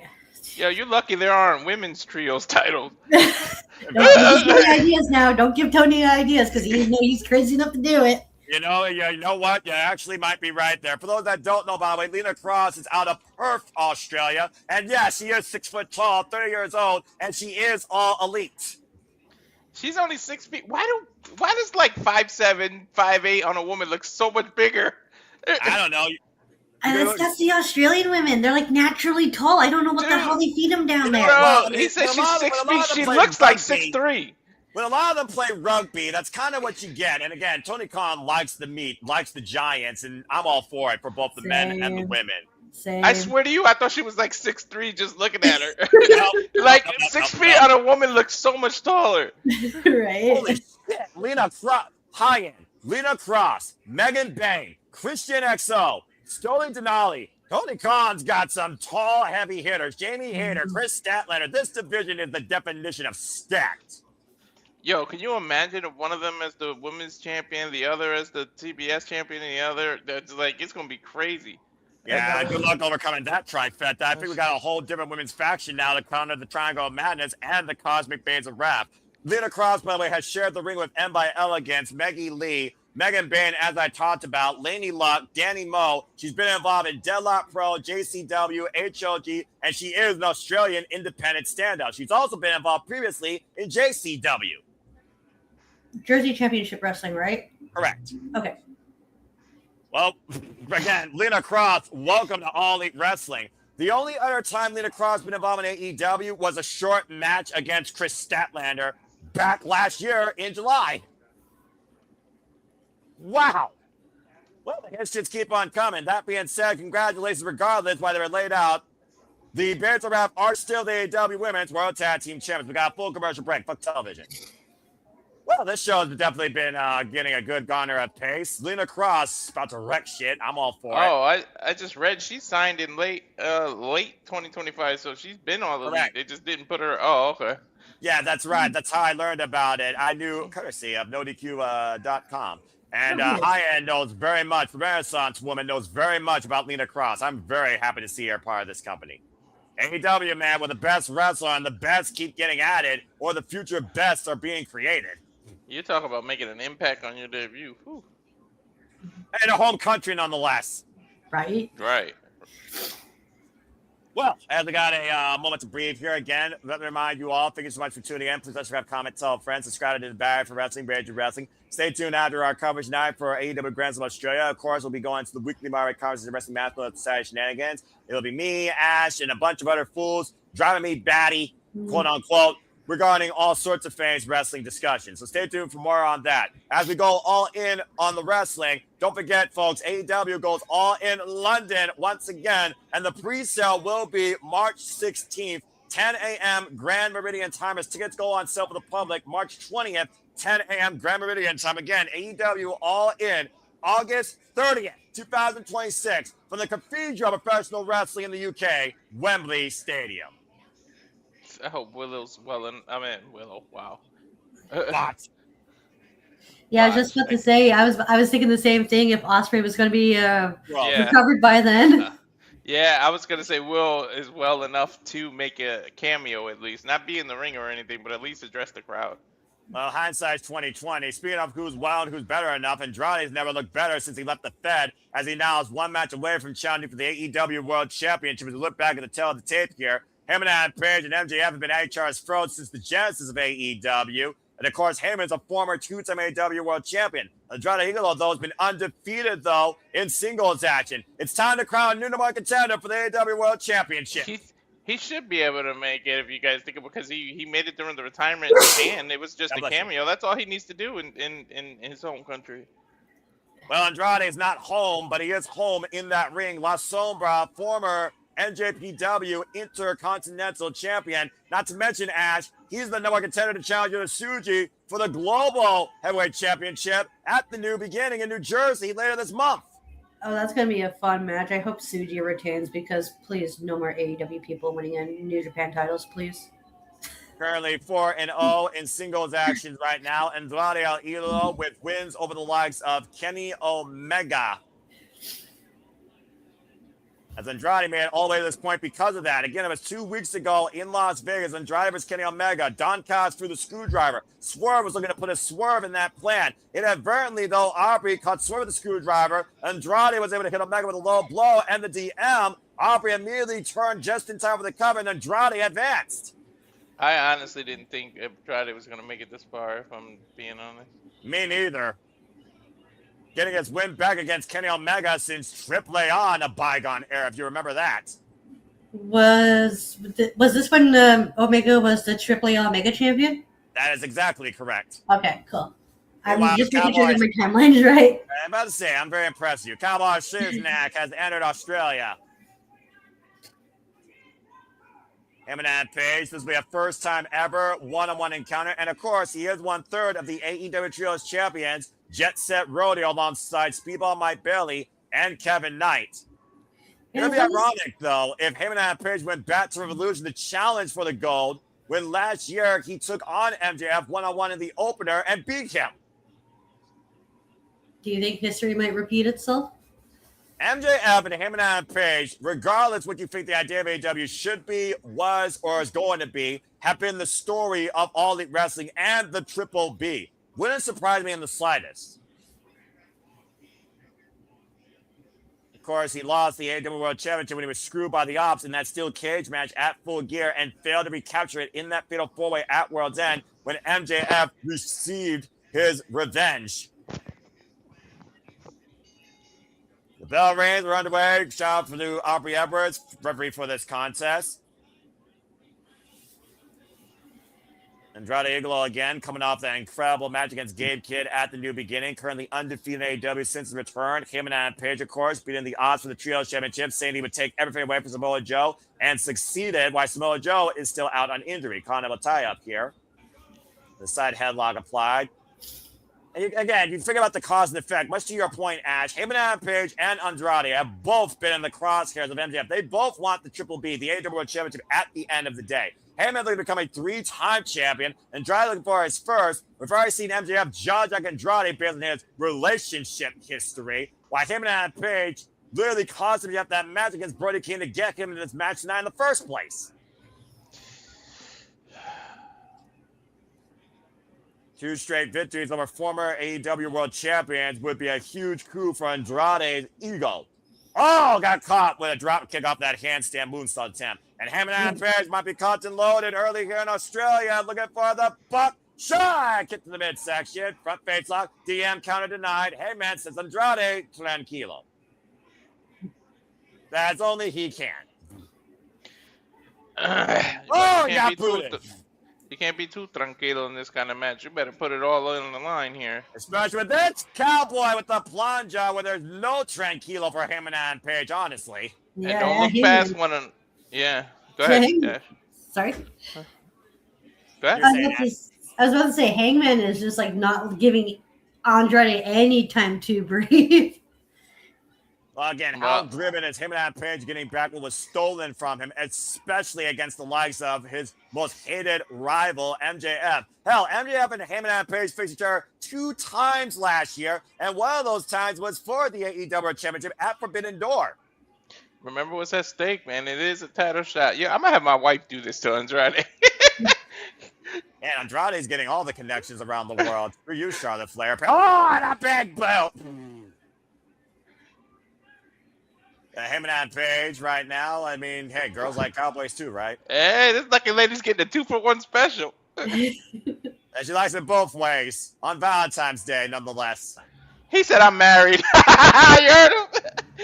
Aw, broke the girl's heart. Well, AEW, where love can connect you through professional wrestling. Right, it's Valentine's Day. Right? Oh, well, technically it's not Valentine's Day over there. I think it's Sunday over there. Technically you're right, but you know what I meant when this show was aired. Anyway, him and Adam Page and Andrade back inside the ring. And my love goes to professional wrestling. Now, no woman on the planet. Knife edge chop. Right oh! Damn, that was loud! I was saying like a freaking whip got cracked. Just firing on all cylinders now. I think it might have been the glove, but shit, that was loud. Well, I mean, you know, hard leather on a freaking bare chest. Chris Statler knows a thing or two about that. Him and Adam Page hooking up Andrade Idolo right now with a faraway throw and a kip up. And again, folks, stay tuned for the first pay-per-view doing its counter here. Revolution from the Staples Center. Running shooting star cover gets a 2 count. There's another one that shouldn't be this athletic at this size. Again, you can argue athleticism all you want when it comes to what you can do inside that ring. The only thing that limits you is your physical well-being, your imagination. Knife edge chop. They gotta look forward to whoever's the champ. It could be Brody King. You never know. So it could be Brody King waiting in the wings for these two. This has been the week of new champions to a degree. Tell me about it. Brody King's first ever chance at the AEW World Championship, by the way, will be tonight. Former trios and tag team champion, of course. Andrade right now trying to prevent him and Adam Page from the superplex attempt. MJF is going to have to pull out all the tricks just to survive tonight, Noah.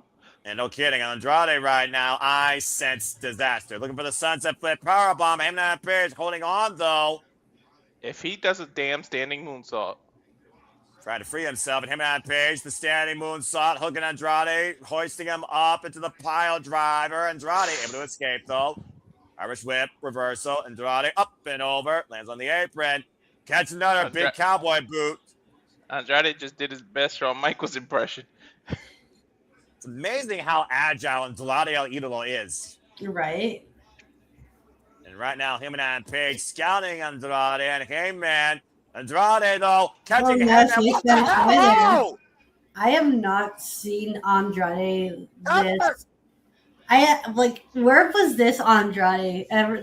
I haven't seen him like this since the NXT Black and Gold days.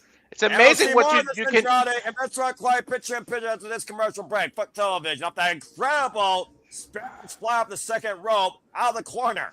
That was an incredible sequence leading to it, by the way. It's amazing what you can do when they actually give you a fucking opportunity. Mm-hmm. When you actually get to showcase what you're capable of inside the ring. Exactly. And right now, Andrade showing his aggressive streak against him and Page against the second rope, but the action continues in restaurant quality, picture in picture. Like I said, folks, this guy was previously involved in AEW. He was also involved in the Continental Classic, had a heated rivalry with Buddy Matthews, again, get well soon. And to Walter's point, is a former NXT champion. Took the title from Drew McIntyre. Black and gold for life. My NXT! Knife edge chop there by Andrade to Hangman and Page. I'm not sure if Andrade is more dangerous on the outside versus Hangman, considering Hangman's track record. Still to come tonight, talking about forever lovers. Someone's going to love getting a haircut or hate it. You tell me. Still mixed tornado tag team match to come with the Timeless Citrus, Timeless Toy Storm, and Orange Cassidy taking on Willow, Yuta, and Marina Shafir. The loser calling the fall will get their head shaved bald as Don Callis. And I think Australia right now is saying fuck Don Callis, and I agree. I'm almost afraid to see any of them bald. I mean, Marina Shafir is already a lethal competitor as it is. Now you give her a military buzz cut, there's no telling how much more dangerous she becomes. Right, she would look super scary. She would look like Moxley's freaking equal. About to say, I mean, she's the one that warms up John Moxley. Whoa! A sidestep on Andrade to Hangman. And a big old boot by Andrade. Squats Hangman down in the corner against the barricade. I'm warming up to John Moxley with freaking slaps to the face every match. You know how much more unhinged freaking Toni would become bald, man? You might release some other actress out of her. I mean, yeah, about to say, you ever heard of a horror story on the freaking silver screen? That's going to be Thomas Toy Storm wearing a wig. And the cover by Andrade Idolo, bringing Hangman back inside center. Gets a 2 count. Toni Storm getting her head shaved, entering her Natalie Portman era. That might be accurate, by the way. And good for Hangman being a married man, not wanting to get caught on live television. That's probably accurate. Right. The business watching at home. Exactly, like that couple at that Coldplay concert. Yeah, I was going to bring it up, but that's politics. We don't talk about that here at the Super Liable Studios, but I will allow it because that's also accurate. And good to see Darren G in the chat as well. Again, folks, like, subscribe, comment, and tell your friends as we do this for all the biggest shows, special PAs and pay-per-views across all things. This is the happiest I've been all week. Andrade right now with the side headlock here, grounding Hangman and Page, keeping his grip on Hangman. Hangman with the reversal, though, shoulders down. Andrade still maintaining position. Of course, Andrade is also the big money man, supplying the finances to the United Empire that might be more aggressive than ever. We're back here at Grand Slam Sydney, Australia from the Quadas Bank Arena. Andrade Idolo versus Hangman and Page. Winner becomes number one contender for the AEW World Championship. Hangman and Page, who last won the title against John Moxley at AEW All in Texas last year, freeing that title from that briefcase. And of course, the tale of this match will either be Andrade versus Brody King, or Hangman and Page versus MJF, or vice versa. Andrade versus MJF, or Hangman and Page versus Brody King. Andrade right now, not a good idea to try and wake up the ire of the cowboy. Big right hand. Andrade, of course, with wins over Kenny Omega and Swerve Strickland, 2 former AEW World Champions, to get to this point. And Hangman right now slugging it out with Andrade. Good grief. Now looking for some momentum. Oh, man, and got sidewinded with that big boot. Dude, I could feel every hit. These two are being stiff as hell with one another. What'd you expect from these two? And off the ropes, Hangman Page stops the boot of Andrade. Look for the discus led. Andrade with the German suplex. Hangman lands on his feet. Watch out! Watch out with a discus lariats. Yo! Take a look at That's the sequence here. Again, just stop with the boot and duck in the clothesline. German suplex, lands on his feet, and then whoops out Andrade with that discus clothesline. Just barely took his head off with that. Well, that was almost as effective as his finisher. Hangman Page channeling his own Brody King, it sounds like here. Now driving his head in the turnbuckle like a madman Will Ospreay with the run-in. Clothesline Andrade Idolo here. And Andrade off the ropes. Pop up. Power bomb! Cover. Tip! No! Pressure on the shoulders. Could have won the match there if he had the legs over the shoulders possibly there, Ash. Mm-hmm. Again, take a look at the powerbomb here. That was high, flat on the back of Andrade's head and neck. I think there was a second hesitation with Aubrey, too, though, because she had to position herself. That might have cost the 3 count there. Well, positioning is key, whether it's the wrestler or the referee. Fundamentals, though. I'm afraid of what's going to happen on the apron right now. Andrade clutching his neck, by the way. And Hangman with a big elbow. Oh, this looks like AEW Philadelphia, but I don't think we're going to get a Meteora. I feel like he's going to give him, what's it, the death shot or whatever it's called? Deadeye. Deadeye. I think he's going to do this forearm on the apron. And right now, Andrade, and this gets elbowed by Hangman to Andrade. And to your point, Walter, hooking him up in position, sense of danger and urgency there for Andrade. Sunset flip, escape, roll through. Sliding lariat to Andrade on the apron. Do I know my wrestling or do I know my wrestling? I knew he was going to try that shit. Every chance Heyman gets to freaking lariat Andrade, he's going to take. He's really working on that neck, isn't he? Yeah, he is clearly for the buckshot lariat, that full frontal force. Remember, Andrade missed a lot of time with injuries. And right now, Hangman Page, once again, looking to capitalize on this new opportunity to get back to the AEW World Championship against his greatest rival out of the corner. Off the top, flying clothesline cover, hook of the leg, and a 2 count. Bro, at this point, when Hangman hits you with a lariat, it's like getting hit by a damn truck. Or a kangaroo without kicking you. Right, we are in Australia. Again, you gotta wonder with the news coming out this week on Dynamite that will be Kenny Omega versus George Strickland for the first time ever one-on-one. Is that wearing on Heyman's mind at all? Stop showing that. I'm trying to save money. I'm trying to save money, and they keep showing what's gonna happen Wednesday. I mean, it's family affordable, so it's entirely up to you. But as I always echo, priorities over passions. Andrade Idolo, though, chanting his Latino heat tonight, looking for the 3 amigos. Shout out to Eddie Guerrero, and connects. Choose the half. Is the cover. Float over. 2. No. I think it was kind of too much of a cocky cover. That might have cost Andrade. I'm about to say, you realize you're talking about Andrade Idolo right now, who will sleep with any woman or selfie any woman he can. I'm just saying, maybe if he put his more of it on Adam's chest, he would have got the 3. Right now, Andrade Idolo might be looking for something big here out of the corner. Hangman down in the middle of the ring. What's Andrade thinking here? Oh my God! On the second rope, looking for the top rope, but I think you're onto something, Walter. Like a Spanish god, moonsault, double moonsault. He knew Hangman was gonna move. That's Gets crazy. the arm cover too, and Hangman gets the right shoulder up. Incredible awareness. Dude, my knees hurt looking at him do that shit. Yeah, about to say, got the knees out there, but still not enough to put Hangman down here. Pretty much a stalemate at this point, Ash. Mm-hmm. And again, does MJF actually care who wins this? Does he want Hangman more, or does he want Andrade for a first time ever? Hangman out of the corner. Wrecking ball clothesline takes Andrade down. In all honesty, he shouldn't even be paying attention to this because he shouldn't look past Brody King. And up and over. Well, he did say, I'm not looking past you, but in Australia, I'm going to make you my bitch. Tornado out of the corner over the top. Oh, wait a minute. Hangman caught Andrade. Everyone's ready with the faraway throw of the barricade. Into the barricade, you son of a bitch. Ow. Pretty sure that's what Andrade is saying. Or Bendejo. Andrade might be going, ay, ay, ay, right now. That's definitely gonna do a number on that back. The back's kind of been the story here of Andrade this match. But I mean, Larry, I think about every bump. To your point, to go to the replay here. Nasty. Woman didn't want to take a selfie of that. And right now, Hangman and Page has Andrade scouting, caught and loaded, looking to slingshot and move forward into the. Oh, God, that back elbow! Cover! Two! Andrade nearly gets it! Jesus! Take a look at this. Went for the big boot instead. That ridiculous flashback elbow strike. Eat your heart out, Judas Effect. That nearly knocked Hangman Page's lights out.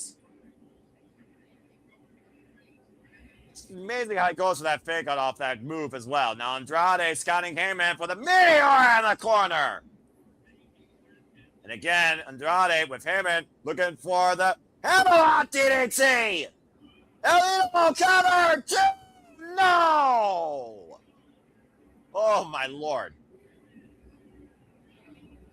That Hammerlock DDT is what led Andrade Idolo to the NXT Championship, folks. But, of course, he has that new move now, that DM, which, of course, beat Kenny Omega and Swerve Strickland. Might need to do it here tonight. Look at the double to hook. The jackknife cover. Float over. Heyman. Reversal by Andrade. One. Now, Heyman. Both these men out of position. Bridge by Andrade. Heyman hooking up Andrade. Dead-eye! In the dead center of the ring, too. But he's not able to capitalize. I think he's trying to roll over so he can do the buckshot. I think he's rolling to the apron. Again, wait a minute. Don Callis going to the ring. What the hell is he doing? Arguing with Bobby Edwards, trying to create another distraction here. Somebody's going to come from the other side, or a screwdriver's going to come into play. Meanwhile, buckshot. Oh, went for the low blow. Heyman was able to scout it. Oh, what the hell happened? My monitor went out. And Heyman to the opposite side of the ring. Don Callis ran like the little bitch that he is. Heyman in position on the west side, looking for the buckshot. Lariat. 1, 2. Heyman is going to Revolution. I ain't seen nothing that they asked me to witness. My monitor went out, too.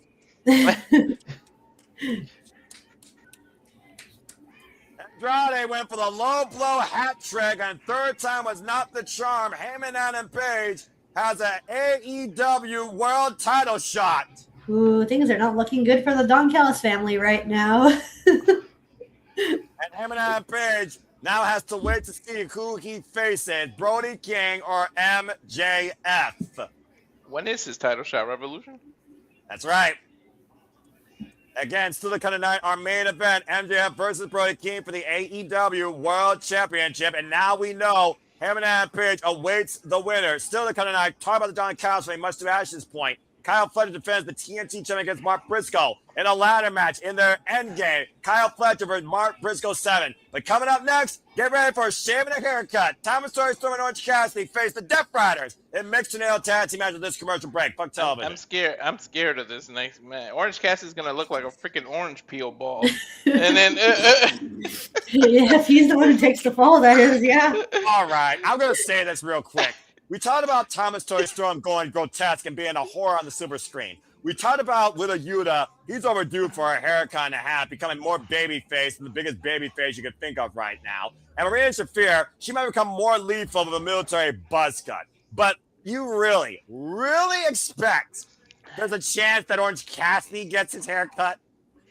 Dude's got the best hair in AEW. Come on now. Hey, man. It looked like one of those mini oranges on that smooth peel. Those All the mandarins? orange ones. Yeah.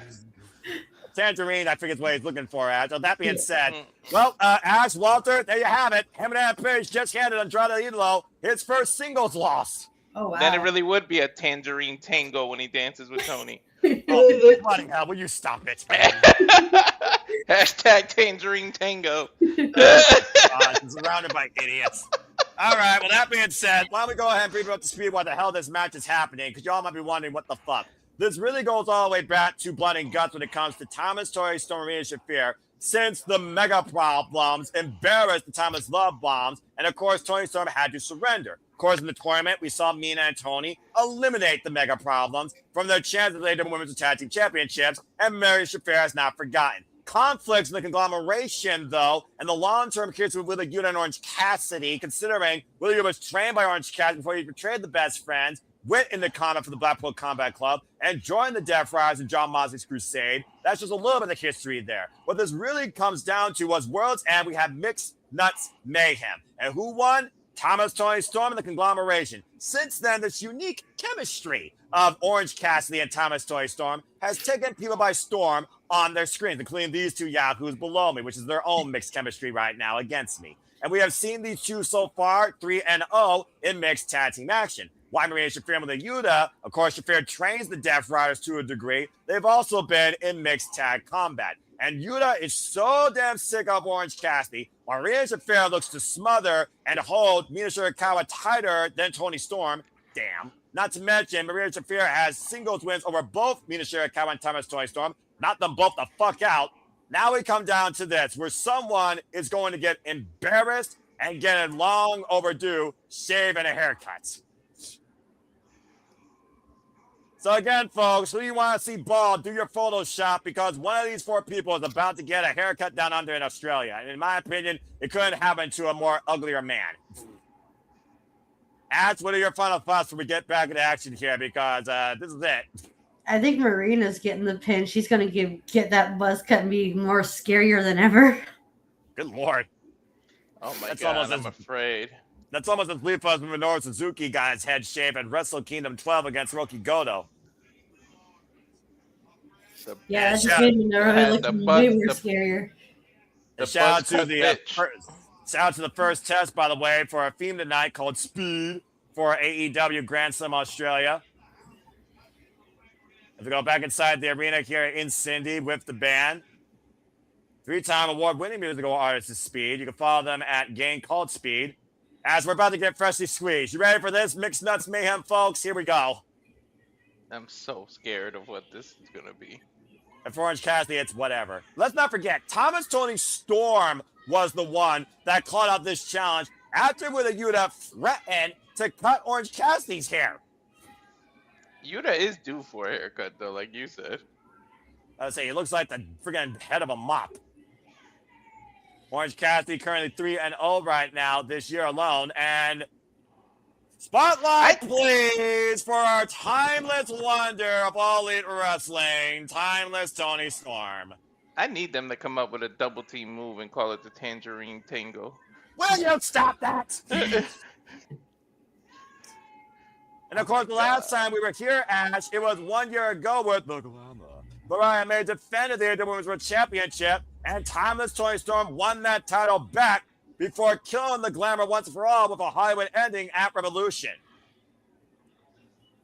I'll give you this. At least this isn't WWE where they force you to lose in your hometown. So Toni might still get away. I mean, to your point, though, it's also been good for Australians. Harley Cameron did win, but then Lena Cross laid her the fuck out.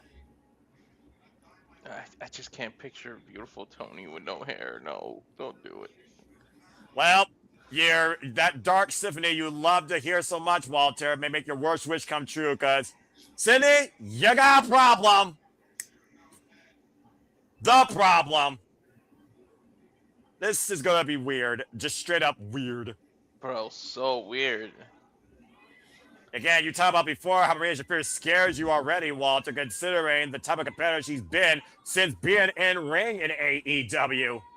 And Toni ain't gonna sit still for no hair, because if she loses, she's gonna end up being locked in Mama's milk before being sat into the chair.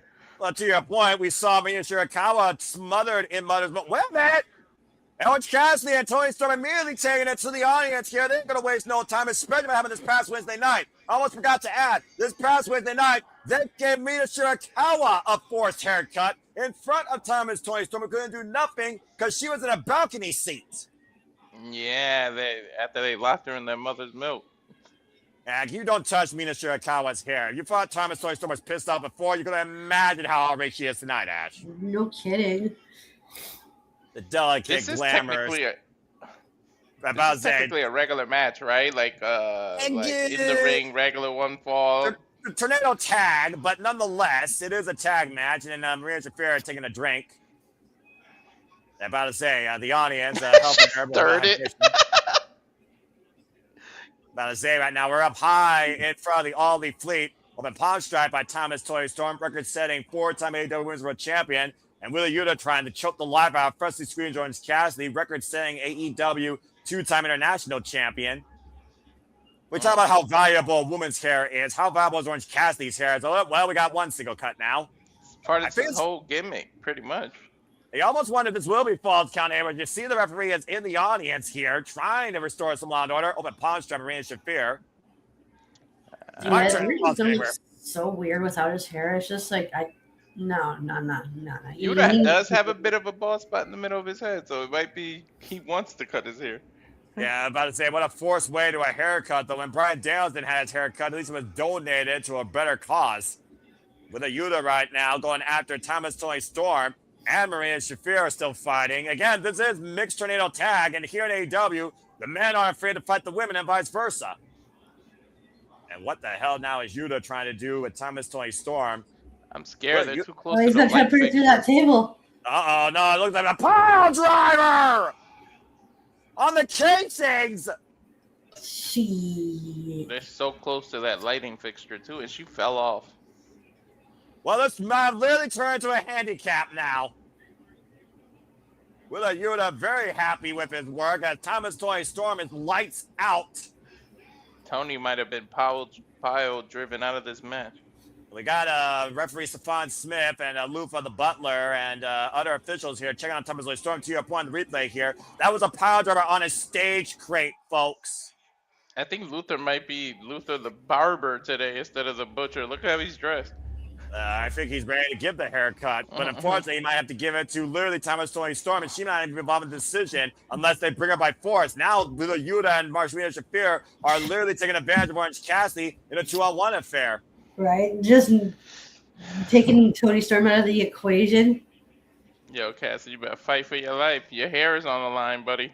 And fuck you, Yuta chance being out here loud and proud. That's only a face a mother could love, and I don't think Marina Shafir loves it. And Lufa right now is trying to maybe bring back Toni Storm to life, carrying her out of the wreckage. We bring back inside the ring. It's tornado rules, though. So again, Shafir and Yuta are both legal at the same time. Oh man, let's see what double team moves they do. Someone threw a shoe at German suplex with a bridge. It might be over already. 2 counts since referee Bryce Rensburg. To your point, as we've already seen these two in double team cohesion in Ring of Honor and on Collision against Skyflight. As this mixed tag continues, the rest are quiet picture in picture. Fuck television. Someone threw a shoe at Orange. Or was that Mina? Was that me? Oh no, that was probably Mina taking off her shoes. Yeah, about to say, yeah, you shouldn't be surprised by that. Of course, former MMA fighter Marina Shafir, one of the 4 horsewomen of MMA. Let's forget. Yeah, because Marina wasn't barefoot. She wasn't barefoot at the beginning, so that was her that did that. Well, again, that's just that judo background that she brings forward so much in her wrestling, as you've seen, Walter, in Bloodsport. Yeah, dude, Orange Cassidy's in some trouble right now. That's putting it lightly. There's no need to tag either. Again, it's tornado tag, so it doesn't matter. And this has been literally turned into a handicap. And how long, Ash, have you think Willow Yuta has been waiting to get Orange Cassidy like this? Ever since he broke away from the best friends. Literally trying to take everything he took from Bryan Danielson. Let's not forget, Willow Yuta was also part of Bryan Danielson's Warrior's death. Willow Yuta right now. I don't think any of these competitors have been to barber school, so this is about to get bowling shoe ugly. Well, Shafir might up, but she's always squared up, so that's a whole different conversation. For being perfectly honest here, I'm just saying. And again, right now, Orange Cassidy in a world of trouble, and it's surprising me that no one's coming to his aid. Where's the conglomeration, for Pete's sake? Then again, I came down under Australia. Now that I think about it, we are in Australia. Are there rules to this? It's a tornado tag. Of course there isn't. So yeah, conglomeration can help him. Well, let's not forget this past Wednesday, Orange Cassidy was left solo when freaking Roderick Strong left him, confirming he is not part of the conglomeration. Then again, half the crew flew out early to Australia, so. Yeah, that's possibly true right there. Darren also saying this is a hard match to predict, and sitting by the basin. Yuta needs to get arrested for what he did to Mina Shirakawa ASAP. I agree to that. I hope Mina Shirakawa personally comes down under in Australia and shaves Yuta bald. That's just my opinion. I went to full commercial. What the hell? Well, you know, television. Fuck television. For those that don't know about it, Mina Shafir is still a Defy Women's Champion. Her most recent defense was last year in October against Su Young. Again, she's been a problem to be reckoned with, and no one's been able to figure out Marina Shafir yet. No one's got a solution to the problem, so that might be the difference here. And I thought Toni Storm might have been the solution, and she got taken out. Do you think Mina might get involved?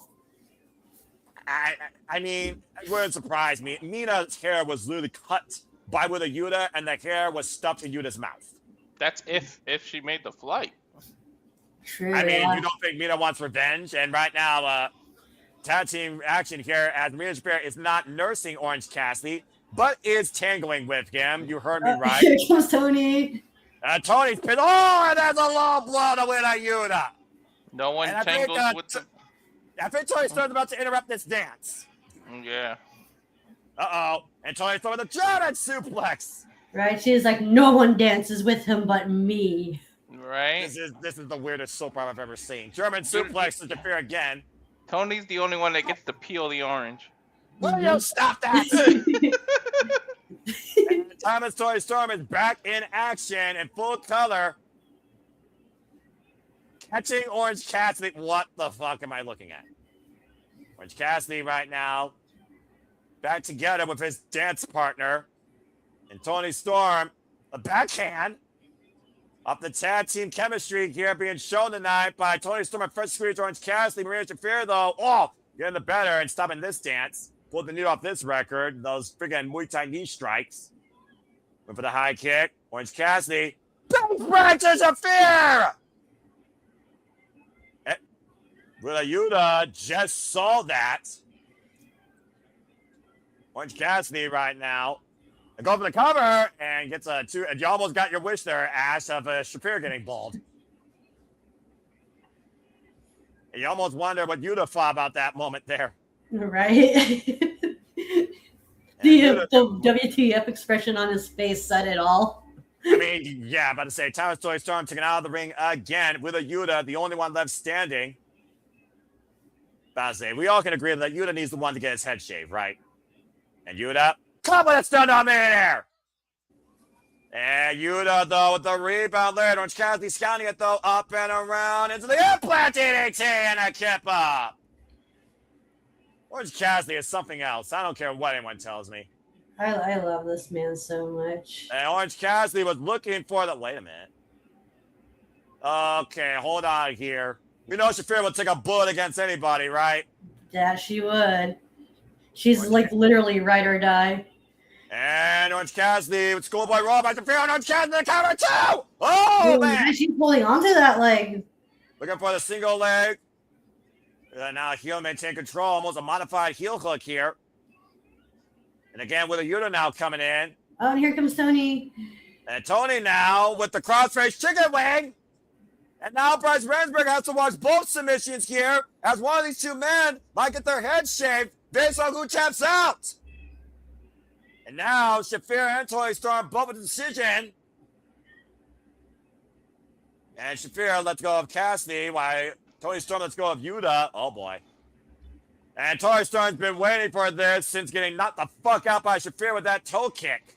Right, it's both of these women are just gonna slug it out now. I need more of this, honestly. And right now, second elbow strike. Shafir said I needed to do better. Open palm strike. Oh man, there's that toe kick. I don't know if I would want Yeah, Toni just about cracked her with a headbutt. Oh, the psycho knee by Yuta to Toni Storm, and the cover on Toni. Oh, here comes Orange. Orange Cassidy with the save. I don't know if I would want to visit a barbershop ran by any of these people. Oh, he hurt his ankle. About to say 2 count there for Willow Yuta. Yeah, Cassie's ankle is shattered. Yeah, well, wasn't for that intervention by Orange Cassidy, Toni Storm would have became bald, hairless. From timeless to hairless here. Can she have another? Can she even afford to have another cycle breakdown? We've seen Toni have breakdown. I mean, we saw what happened when Cody Rhodes was grotesque when he was no longer dashing, so I wouldn't rule it out. That being said, with a Yuta right now in control of Orange Cassidy, might be setting him up for Southern Hero as Shafir. And Shafir Orange is fighting off. fighting off the world right now. Back elbow strike. Wait. Oh, oh, Yuta just recycled in Shafir! Uh-oh, Yuta may get a haircut. Tope Suicida watch Shafir further away the entranceway, and Tamasori Storm with the German suplex to win a Yuta, and it might be time for a close-up before a haircut. Lights, camera, action. Hip attack in the corner. The orange right into the what's the pile driver called? Zero. The cover. Shit, you guys are getting his hair shaved. Another bold Japanese man. Long overdue for this hairy wreck. As Timeless Toy Storm preserves her long blonde locks, and Orange Cassidy remains with the coolest hairdo in AEW. Ladies and gentlemen, with a Yuta, time for a haircut. Shave his face too. I love this pairing. I hope they never split up. I told you. It's the orange and the peel. It goes together. Congratulations as Bryce Rensburg holds up the hand of Timeless Citrus, Timeless Toy Oh, Storm. look, Mina. Oh, hello, Mina. I like the bun look, by the way. Come on, it's the orange, the peel, and her real husband's name is Juice. It just goes together. That's true. Yeah. The thing is, though, Mina Shirakawa wasn't sure what to think of these two as a duo right now. And again, Bryce Rensburg is reminding Yuta, you decided this match. You have to honor the commitment. And Luther's already in a barber's outfit. Look.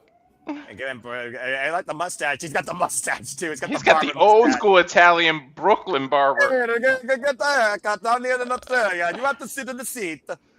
Safety first. Of course, Yuta is not going to honor that. They're going to put him to sleep. But whether Yuta rather literally go out of this building or rather lose his job than lose his hair tonight. He's saying we could do it in the back. He doesn't want to do it in front of everybody in the TV. Well, I mean, hey, it's him or it's his job. I mean, it's up to him, I guess. It looks like no one's going to stop with a Yuta from... Oh, wait a minute. John Moxley.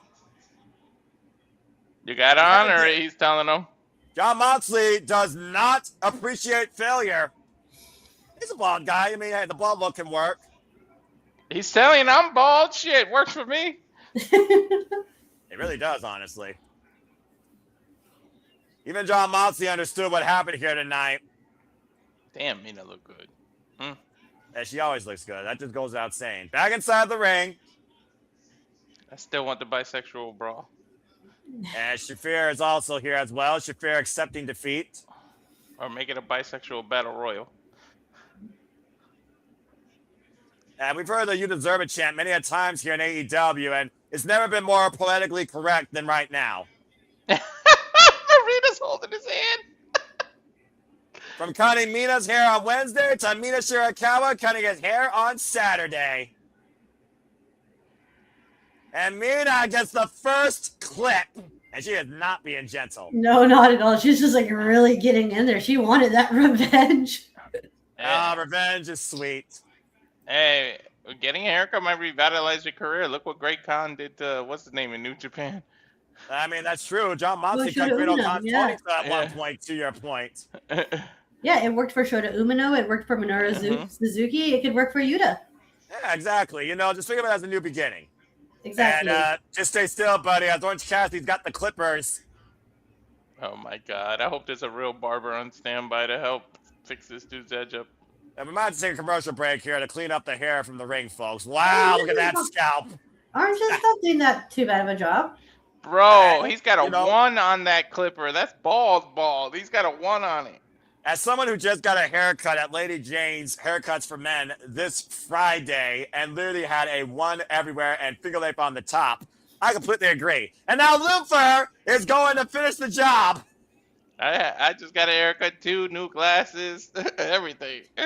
I'm long overdue for a haircut. I'm gonna wait until the snow melts and gets warmer before I cut my hair really short because I'm Ash, well, Ash, in my opinion, you have the most lovely hair right now in the Super Studios. Thank you. Hey man, And just right leave now, it all on the side and give him the Hulk Hogan look. Yuta finally getting a long overdue haircut. As he gets head shaved, we'll finish the rest of the job in the back. I guess that's enough public communication for tonight. Wow, he looks like a freaking black-haired gorilla. Poor guy. Freaking Tony's like smiling in the hair. Ew. Yep. Oh my god. Coming up Tony's- next, TNT Championship ladder match. Kyle God. Fletcher and Mark Briscoe 7 for the TNT title when we come back to AEW Grand Slam Australia. Fuck television. Tony is Tony's- such a nut bar. I love Tony's that man. dancing in the DNA. Yeah. That's accurate, actually. Well, let's be honest here. If anyone was overdue for a haircut in AEW, it was really Yuta. Mhm. Shave his face too while you're at it. Well, I mean, at least Mina was gentle. Mina, always so gentle as she Yeah. always can be. Anyway, I thought after what they did to her on Wednesday, they were going to stab him. I'll let Mina cut my hair as long any excuse to touch me. Will you be sensible? Bloody hell. This is what I got to deal with, folks, on a regular basis. If you want to get more of this madness in your weekend night, then stay tuned for the Shadow Shenanigans, hosted by, God help me, 11 p.m. Eastern Standard Time tonight. We'll be covering AEW Grand Slam, TNA No Surrender, the title changes for Ciampa, and someone that should not have a title right now that I'm going to not name right now because I'm trying my best not to barf or freaking go on a tangent, if you know what I'm saying. Dig what I'm saying, man. And If so you much want to more. rent, you gotta PayPal. Look, if they want Superman tonight, it's going to cost a PayPal. As simple as that. And I have no problem chastising right now. Trust me, I don't. That being said, damn it, Walter, you freaking idiot. Well, with Yuta getting a now long overdue haircut, I'm very curious what he's going to look like the next time we see him on Dynamite or in action. And to your point, Ash, he might be as bald as John Moxley. Yeah, it's gonna be super weird and jarring to see. It's going to be jarring. Yeah, because I'm so used to seeing him with the long hair. Like seeing him without, be like, oh, well, oh. Hey man, knows? Claudio's bald, Moxley's bald, now Yuta. Yeah. I mean, you know, it just works right there. So, I mean, I don't again. know. Whew. All right, well, as we got a moment to breathe here, Ash, what do you plan on doing here in the near future on your channel, or have you have any foresight towards what you want to do? So I'm gonna get around to doing my New Year's Dash recap once I get around to watching it, and put that as a double feature with the Osaka show because there's still like a couple of matches because even though there's like the build up to Osaka, I've noticed there's some matches that build up to it that I would love to talk about, especially going on the junior tag team side of things. Right. And I got some stuff planned for WrestleMania that I was originally going to do this month, but I'm working on the script, and that's going to be reserved for March now. All right. Fair enough. And again, you just got to find the time and figure out what you want to do. Of course, we got the New Japan Cup coming up. And again, folks, speaking of New Japan Pro Wrestling, stay tuned for our coverage of New Japan Pro Wrestling's The New Beginning here in Trenton, New Jersey and USA. The main event will be Andrade El Idolo versus Yoshisuji for the Global Heavyweight Championship. That and so much more to come because of Simple Lava Studios. We got, of course, Elimination Chamber coming up for the Fed. And, of course, next month, the AEW League officially kicks off with AEW Revolution. As we are back here at AEW Grand Slam Australia, looking back at the events that transpired with Kenny Omega and Swerve Strickland, where both men were in a heap at the end of a brawl, which means for the first time ever, these two will go one-on-one. The best bout machine versus the most dangerous man in AEW. Kenny Omega versus Swerve Strickland with an outside outlook on the AEW Men's World Championship. That's Gonna be a gonna slap. fucking banger. About to say, Look you to both the are about to say sky, the same thing boy. at the same time. About to say, you want some about bangers, here's something that's going to be a thriller. Let's go ahead now and move on. It's time for our TNT Championship ladder match, our semi-main event. Here's the former champ, Mark Briscoe. Let's see if he gets the hero welcome, Kyle, that is. Yeah, that's a good point. And as far as Megan Bayne, she is a first ballot future AEW Women's World Champion. Oh, absolutely, yeah. I would love to see that honor.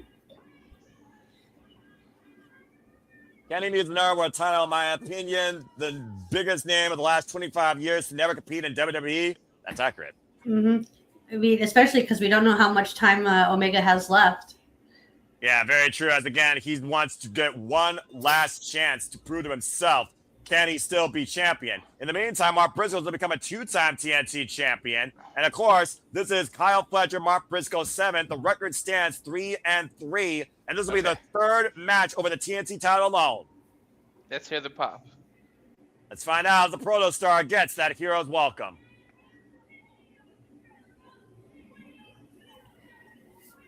That's quite an ovation right there for Australia's own. This is his actual hometown. He's from Sydney. That's correct. Sydney, New South Wales, Australia.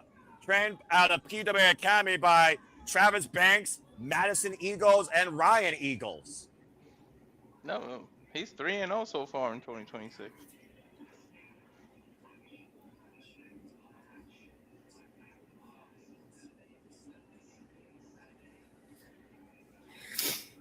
As you see right here in this exclusive, Kyle Fletcher asked Kazuchika Okada to not get involved in the match tonight.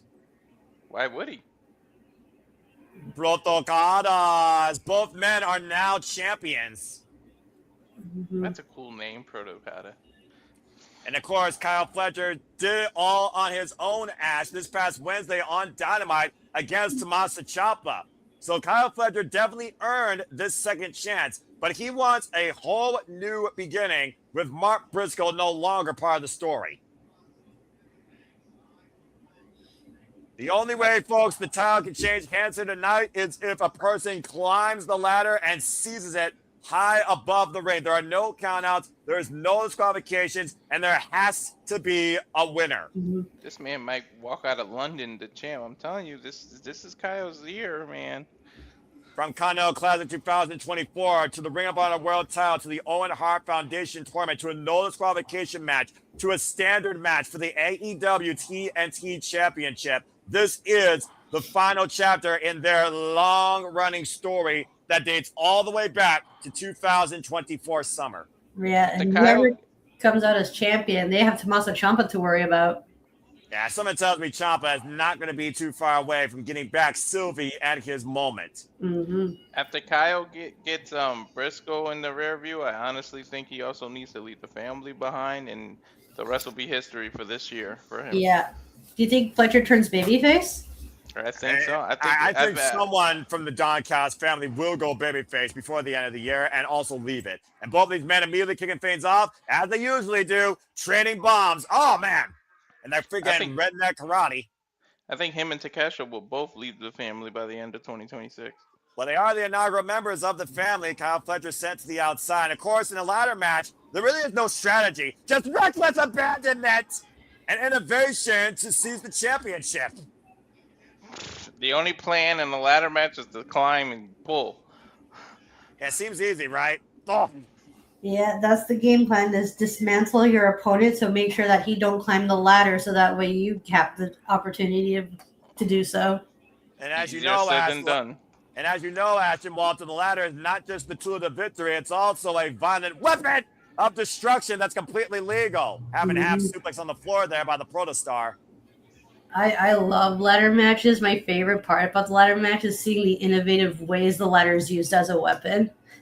I'm sure Kyle Fletcher, in his young uprising career, breakout star last year in AEW as well, let's not forget, not even 27 years old yet, has all sorts of devious intentions tonight in this ladder match. I bet you we'll see a You were saying, Walter?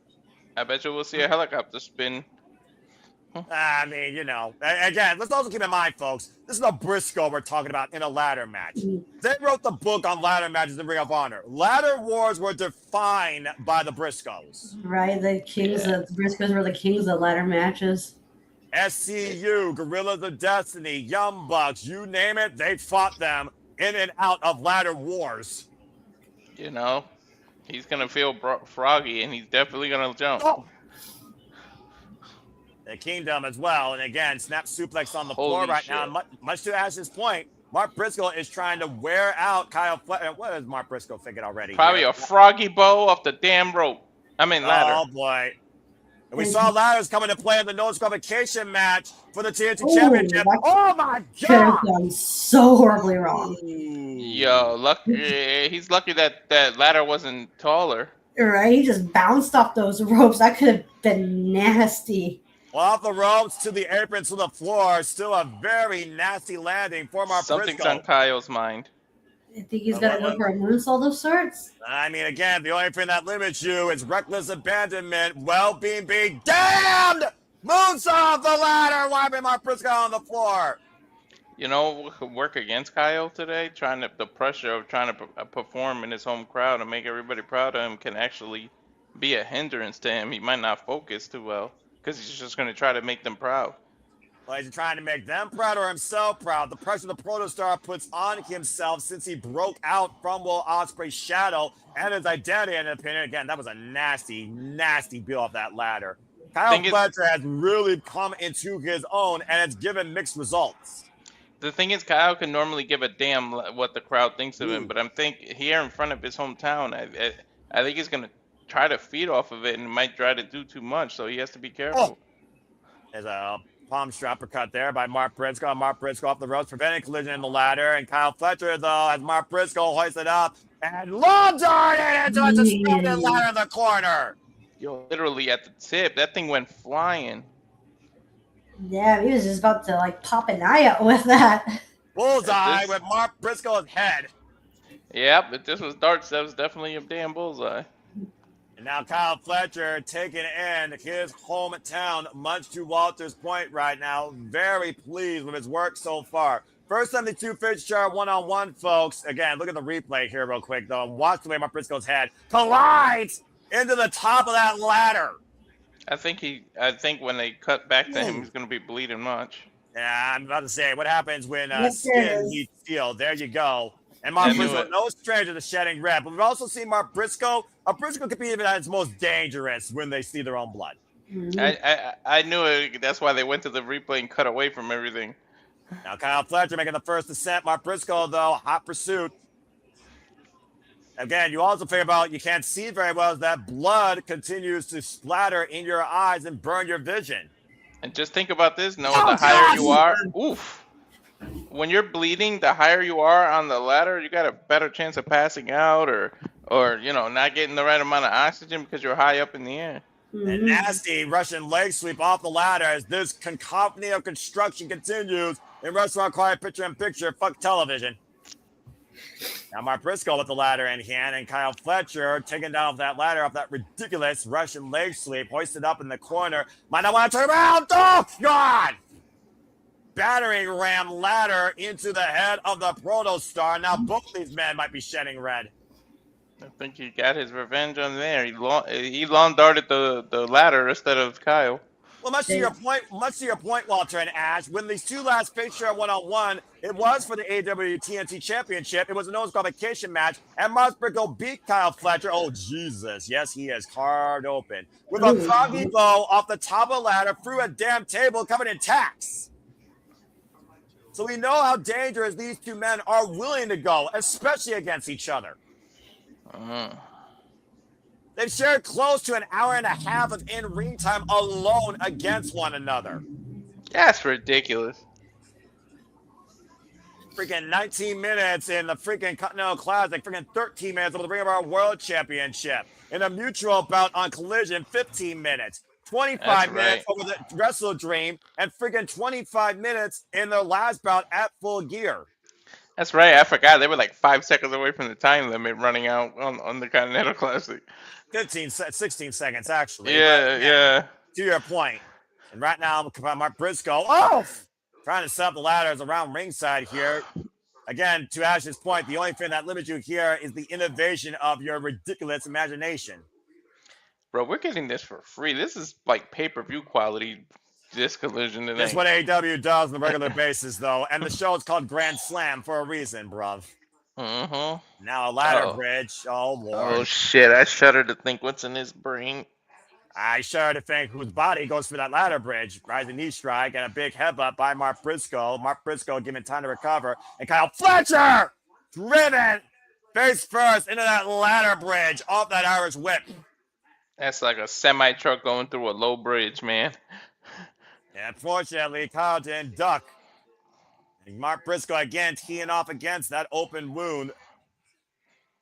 Mark Briscoe, of course, former Ring of Honor World Champion, and of course, 13-time Ring of Honor World Tag Team Champion. I'm almost afraid of what these two can do to each other. And Mark Briscoe right now hoisting up Kyle Fletcher to the apron, and oh my God, don't tell me oh! It's a Guri by the Protostar. It's a and very this is all while it's still picture in picture. Wait till we get back to full screen. Yeah, who says you have to rest during picture in picture when it comes to a ladder match? Nope, I'm still gonna fucking try and kill you. As we are back here now to your point at Grand Slam Australia, the referees are only there to call the winner. They cannot stop this. TNT title on the line, and there's no time limit. And right now, Mark Briscoe hoisted up by Kyle Fletcher. Oh my God. Yeah, they're literally just there to call for the bell when somebody pulls the title down. And big uppercut. Redneck karate on full display. Now Mark Briscoe picking up momentum at big boots. Suspends Kyle Fletcher on the ladder Oh, bridge. shit. Again, I think a Froggy Bro is coming. Are so self-deconstructive. And Mark Briscoe might be feeling Froggy Bro on the ladder bridge. That's like the fourth thing I've called. They've done. Oh my God. Good Lord. The question is, did he do more damage to his own body, Noah? When does a Briscoe not do more damage to themselves is the better question.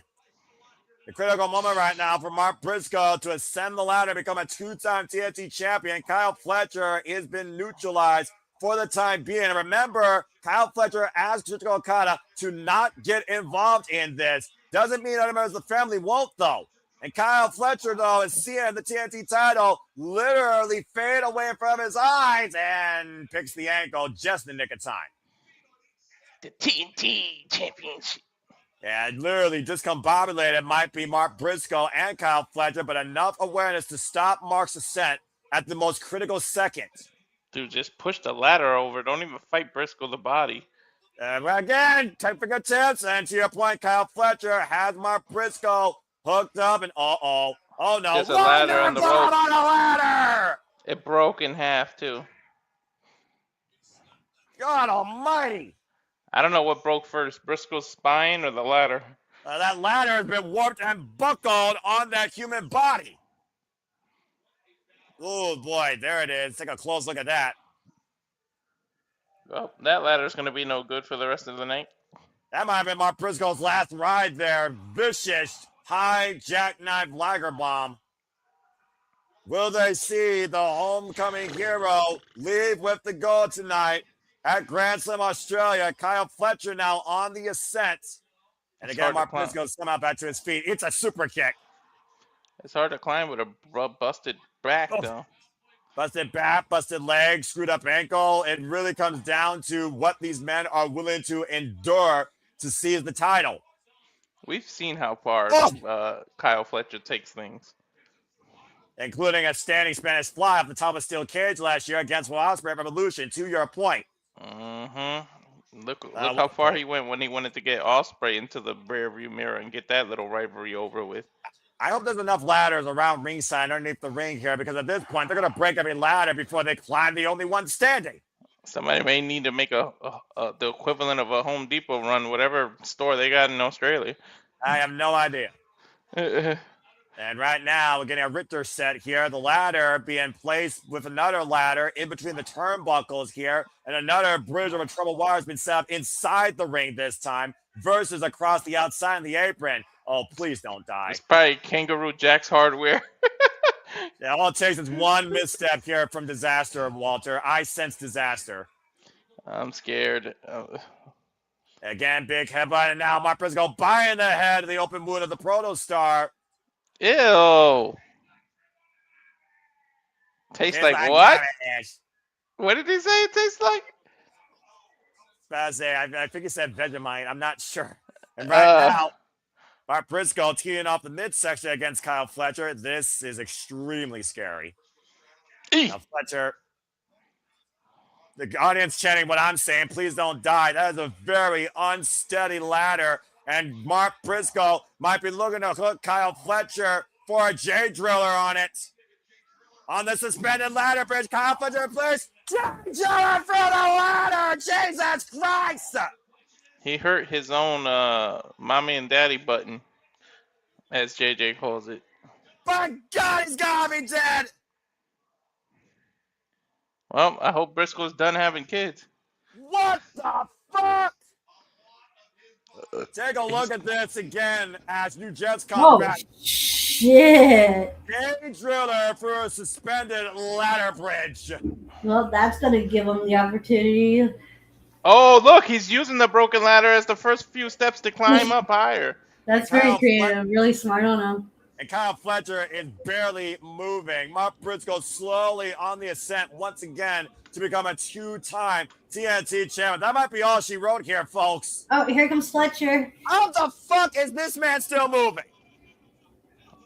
Now it's a race to the top once again. Clubbing shot. You see the sweat flying off Kyle Fletcher's back with these shots. Take it down. Fletcher down. Briscoe up. That ladder is not underneath the championship either. Fletcher's like, no, you don't. And Kyle Fletcher immediately on the ascent. Where Fletcher get this boost of energy from? Well, adrenaline makes a man do crazy things, especially when the golden ambitions are behind it. Oh, dear God.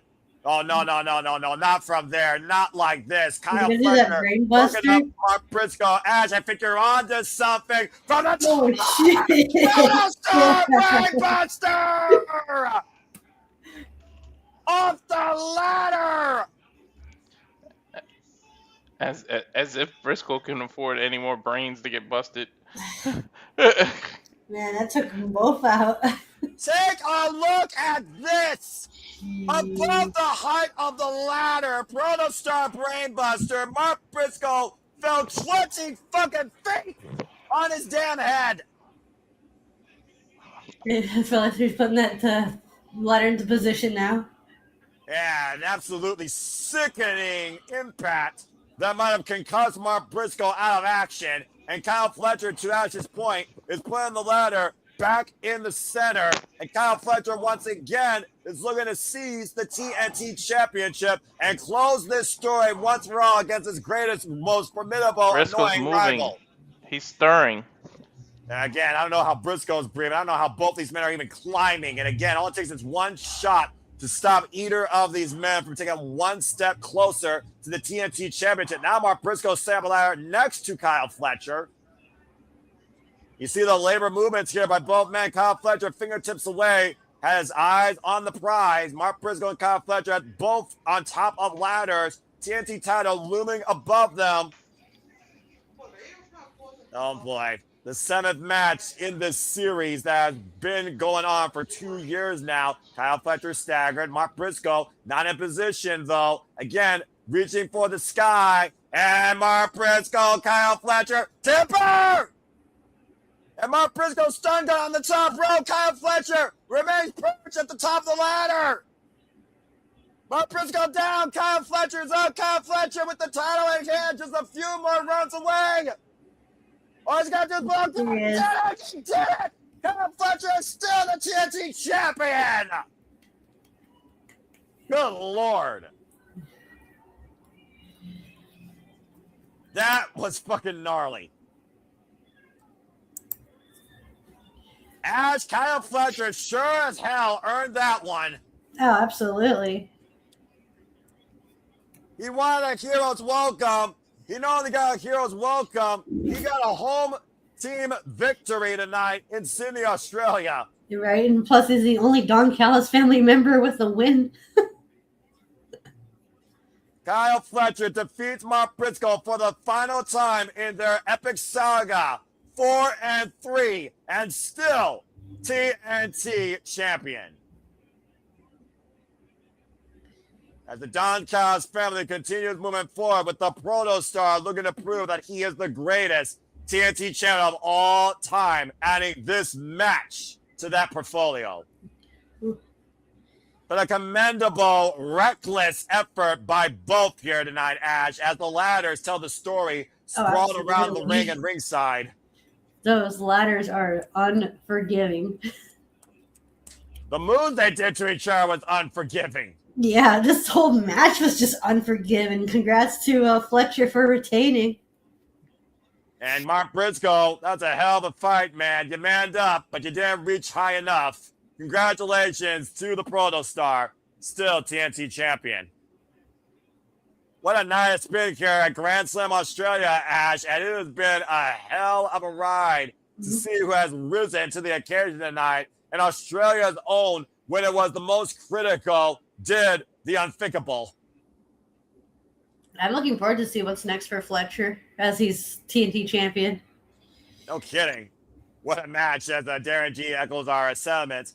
Well, folks, as we get ready for our main event, just to recap, Konosuke and Cassidy and John Moxley went to a 20-minute time limit draw. John Moxley is still the AEW Continental champion, but he got laid out by the Alpha post-match via power drive knee and a raging fire. So clearly the rage for Konosuke and Moxley is far from over. I look forward to the next time these two have a one-on-one encounter. We saw the Bears of Wrath were able to hold on to the gold against Team Megabad, and Lena Cross has arrived in AEW, wiping out the champions afterwards. Hangman and Page was able to outsmart Andrade El Idolo to the low blow, hit a buckshot later, and is now moving forward to AEW Revolution. Willow Yuta finally got a long overdue haircut after being pinned by timeless Toni Storm. And we just saw Kyle Fletcher continue his legacy as a two-time TNT champion, surviving that ladder match against Mark Briscoe. But now it all comes down to this. It's man time at Grand Slam Sydney for the AEW World Championship. And here comes Brody King.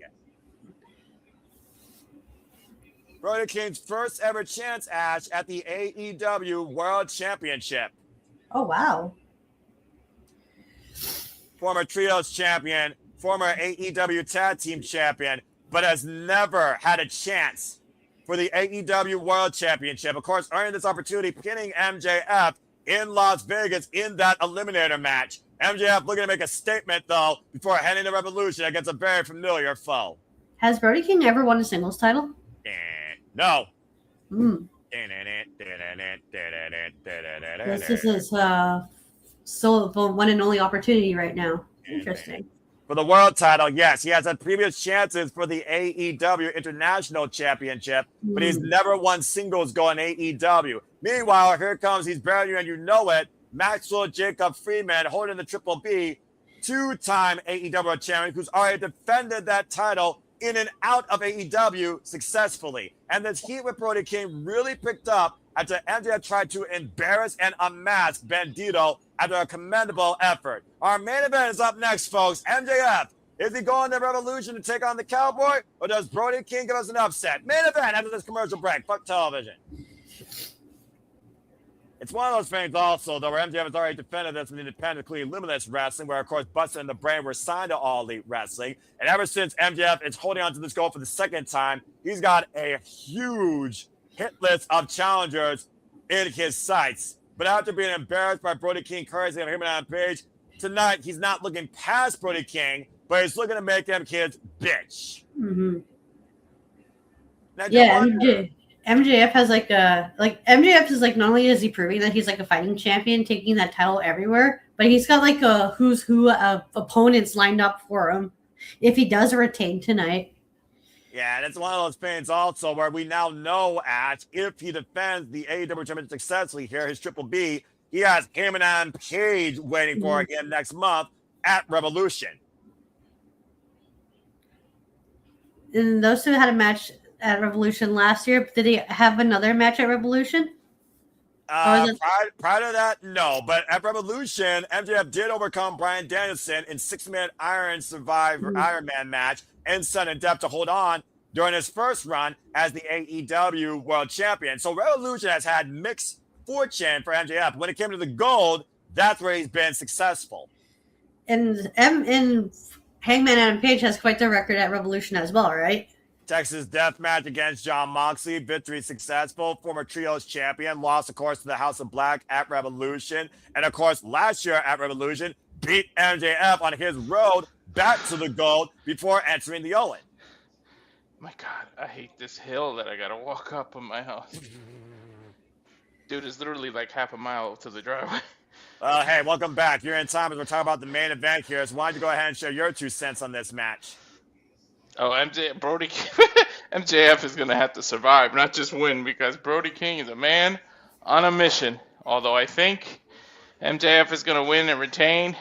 I think he might run the gauntlet between all these people that are gonna end. I know they're doing this tournament that Hangman just won, but I think eventually he's gonna end up defending the title against every single participant that was involved in that. Yeah, So I think MJF is gonna win. Of course, we talked about the people again that are out of the tournament, out of championship contention for now, including one Swerve Strickland, who has yet to face MJF here in AEW ever in a one-on-one match. Kenny Omega, former longest reigning AEW World Champion. MJF overcame Kenny Omega during his first run to surpass Kenny Omega's run. 406 days. MJF, of course, holds the record. And much to what you talk about also, Darby Allin is also trying to get to the top of AEW, but he's got to deal with a madman right now that's not a Death Rider before he can get there. And, of course, his first defense so far was against Bandito successfully. Of course, the running brother and still reigning and defending our world champion. Of course, one half of Brodito when Brody King and Bandito had the gold. Let's go down to our kitty for our main event introductions. Man, time flies in AEW, man. When they put on good-ass wrestling, man, you don't pay attention to the time. And shit flies by. When you don't have wrestling that's a bathroom break, time is not a factor because your passion carries you forward. Mm-hmm. Big match feel! Definitely a big match feel. Yeah, I'm about to say one of the biggest, heaviest hitters in AEW. Brody King. Where's he from? Brody King was 3-0 so far in AEW. He's from Los Angeles, California. And of course, from Long Island, New York, 29 years of age, our two-time AEW World Champion, 11 years involved in the game, Maxwell Jacob Freeman, the holder of the Triple B, MJF. No flag. And he's better than you. And you know it. And he's proven it time and time again. Of course, the last time we saw him and Brody King choked him out and gonzo bombed him into oblivion. You can talk all the shit you want about how cocky he is and how he's an asshole, but he goes out and proves it night after night after night. You got to admit that.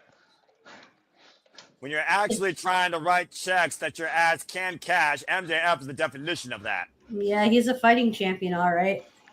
The bell rings and we're underway. To your point, this will be his third defense of the Triple B.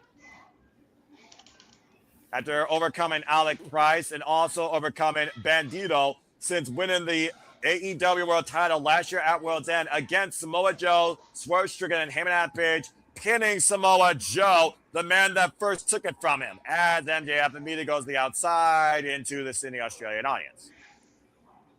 As only he can. Well, so far, this match is longer than the Eliminator, Ash. Sorry? This match is longer than the Eliminator. Yeah, I was surprised by that. They had Brody squash him. Oh, okay. I mean, that's one way to make Brody King look dominant. Well, yeah, when Hangman Page is the scourge of MJF's existence, what do you expect?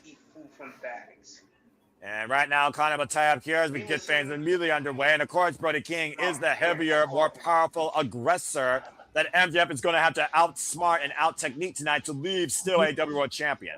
And don't forget, Brody King is agile too, because that boy can flip.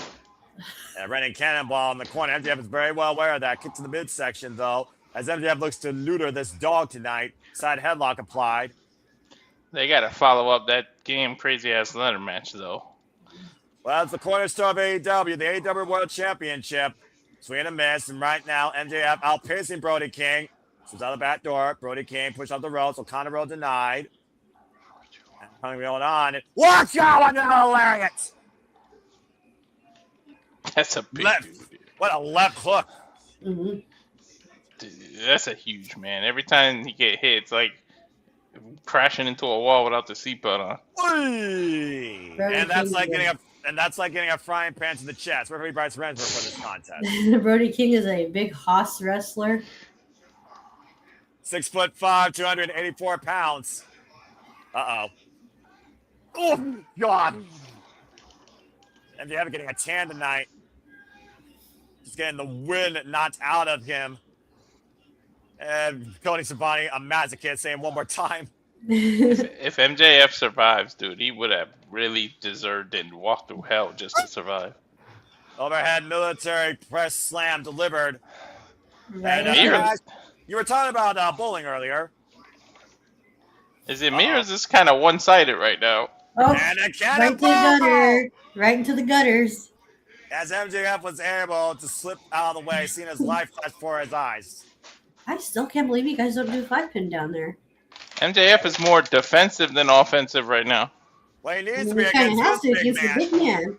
Well, I'm about to say he's got to neutralize the big man's power, and that's a great way of doing it. As he goes after the legs, and of course, you take out the base, it's hard to stand for Brody King, and it's hard to exert all of that forward momentum that he loves to do with those lariats. Plus, take out- Oh, sorry. You take out the foundation, the house will fall. I was about to say that. Yeah, that Well, of course, we know eliminates his mobility. MJF has that Fujiwara armbar. We don't know if he has a leg-based submission. Mocking true, him, yeah. telling people to suck it. MJF loves to run his mouth, loves to jaw jack the audience, loves to get into his opponent's head. He wrestles so psychologically. And right now, trying to break Brody King down and looking possibly for a single leg crab. MJF was pointing to his down under. Again, Brody King, though, way too powerful to keep down on the mat right now. Just clubbing away at MJF. Brody trying to fight through the pin right now. And am I trying to hoist MJF up? MJF able to escape. On a chop block. Yeah, man. Say what you want. He's had smart strategy trying to go after the tree trunk. Oh, wait a minute. He's using the kangaroo kick. No. He ain't gonna do that shit. He's teasing the crowd. There's no way that's going to hit tonight in Sydney. Back to his fin on Jeff. Kangaroo drop kick and a kickbox. Shit. Oh my gosh. This guy's as narcissistic as they come. And that is undisputed. He's got reason to be, though, if you think about it. I know, but it doesn't make it any less annoying or intolerable. MJF right now looking to go off the ropes with a tope and Cena driving Brody King into the barricade. This is the great thing about a heel like MJF. When you talk that kind of shit and you can back it up, man. When your word is just as good as your promos, then there's no denying you. An up and over sunset flip, unable to take Brody King down, breaks away the grip, and went for the senton. MJF again able to outpace Brody King. There he goes working on that leg again. Yeah, and MJF has exploited a weakness here as now literally grapevining that leg into a heel.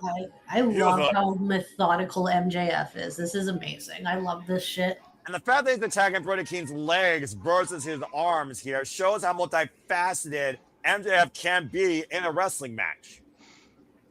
Everything's decisive. Yeah, everything's deliberate.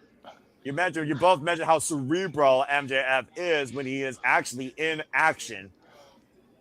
But the toughness and the resolve of Brody King, who's looking for his own singles gold this year. As this match continues, folks, the Wrestler Quiet picture-in-picture, our main event for the AEW World Championship. MJF, Brody King, second time ever, fuck television. Say what you want. There's no denying MJF. I think this is our last picture-in-picture, or at least it should be. So what do you think MJF is thinking right now? You're saying he's not looking past Brody King, but you gotta imagine he's gotta be a little bit irate, but he's also literally chopping at the bit, knowing that he could shut the Cowboy up, knowing that him and Adam Page awaits from Revolution if he gets free Brody King tonight.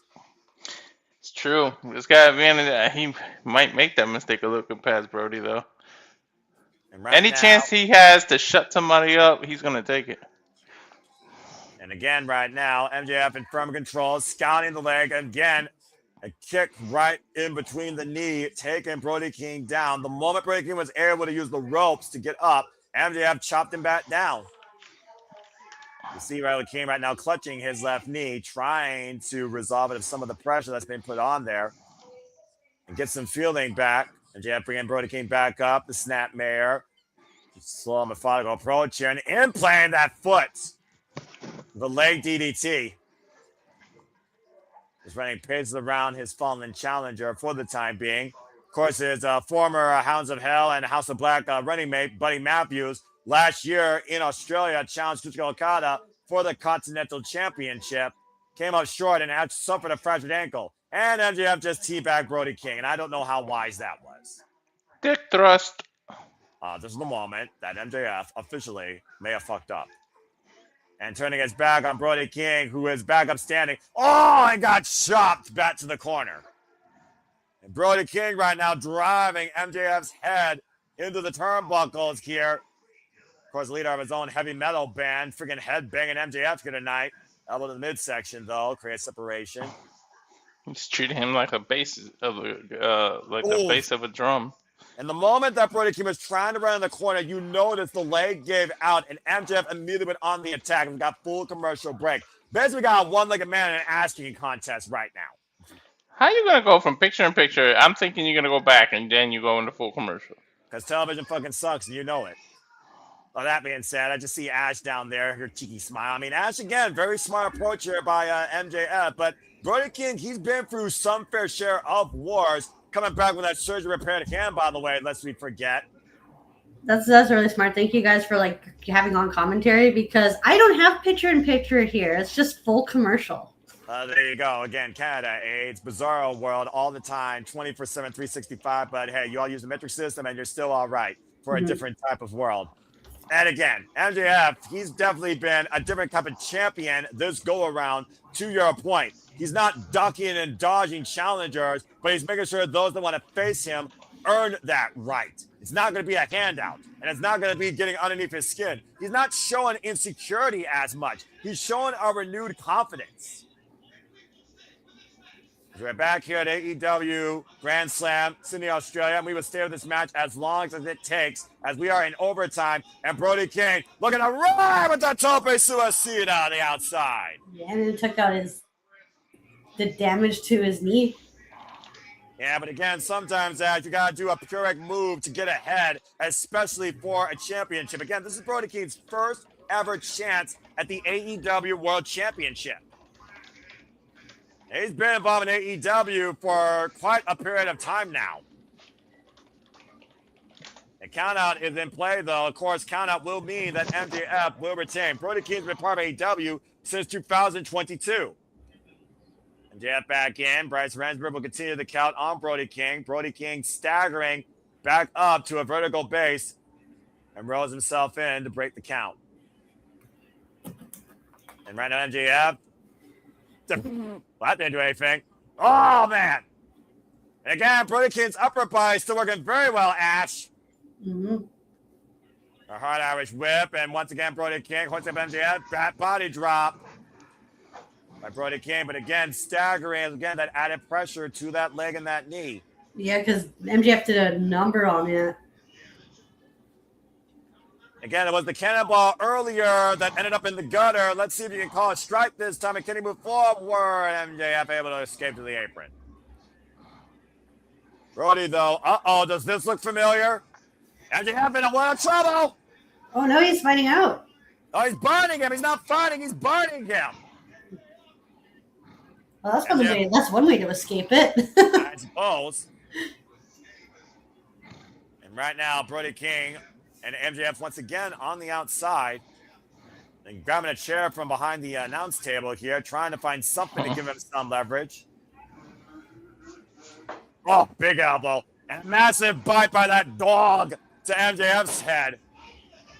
Now the champion with a seat, and uh-oh, this is a longer lane here, Ash. Yeah, do you think he's going to go for a strike this time? Well, I don't know how good bowling is down under in Australia. Oh, just a fall away cross body crushing MJF. He might hit the 7-10 split.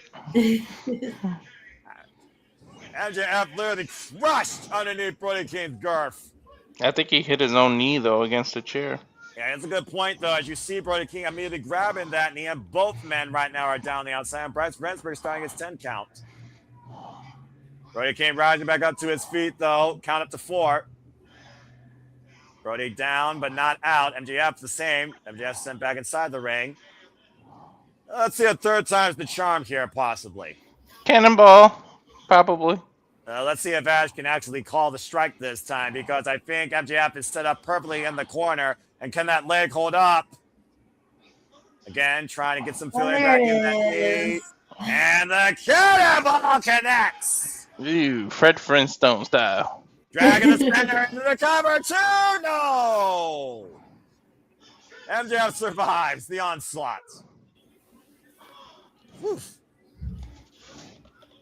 A little bit of pain and frustration coming out of Brody King off that one, considering how much that might have hurt him in the long run. Right, that leg is not going to be any favors. No, especially like how much work that has been done on that leg all throughout the match. And that knee, too. And MJF, though, again, down and out on the mat. Still very dangerous here. Brody King cannot let up here. He's in the driver's seat. Might be looking for that Gonzo bomb. And MJF escape again. Rear naked choke apply. And sleeper of his own and literally jumping and grapevine the body. And Brody King falls down to the canvas now. This is the way he beat Bandito. Let's forget, via referee stoppage. The sleeper fully in play here. That forearm deep underneath Brody King. Brody King might be out here. The arm goes down once. The arm drops down twice. Again, if it goes down a third time, MJF will retain the AEW World Championship. Oh, my Bandito's here. And Bandito's saying never give up. Remember, again, these brochachos have been literally for one another when they needed them the most. Yo, Bandito better not turn heel, dude. And face to Bandito's fighting spirit of support. Brody King continues to fight on here. Brody King getting back up to his feet. MJF still, though, on his back. And, oh, gosh! No, I didn't see ROH. What happened to Bandito's hand? Blake Christian assaulted it. It was an 8-man lucha tag. And, of course, we know that Blake Christian wants Bandito's Ring of Honor World Championship. Yeah, those two have been feuding for quite some time now, haven't they? Of course, Blake Christian still upset losing out on Survival of the Fittest at Ring of Honor Final Battle, Ash. Right now, MJF rolls to the outside and Brody King back up inside. Of course, MJF knows the title cannot change hands via count out or disqualification. Looking for the tope and hooking at Brody King's head. Uh-oh. T on the apron. Nicely scouted by MJF there. Just draped Brody. And it might be dead weight here, and we know MJF will take a count out. To your point, Ash, you think about when MJF lost that tables and tax match to Mark Briscoe. What he said he needed to do. He needed to reevaluate himself. He needed to find what made MJF. And ever since coming back at World's End and recapturing the Triple B, MJF is once again better than ever, even for himself. Yeah, he's here to show why he's the ace of AEW, and that first title reign of his was no fluke. And right now, Brody King, with the fireman's carry, death by driver at MJF in the barricade. I think he hit that chair, too. MJF in a heap. And to your point, Walter, I think he literally collided into the chair.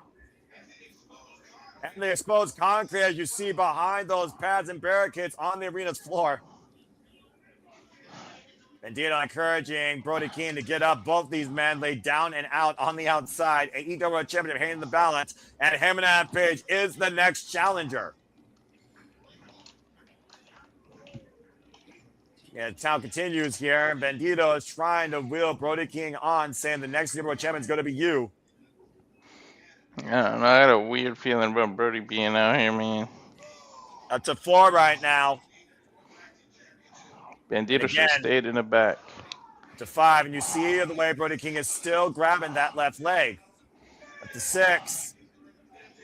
Even if Brody King is getting back inside the ring and stop this count.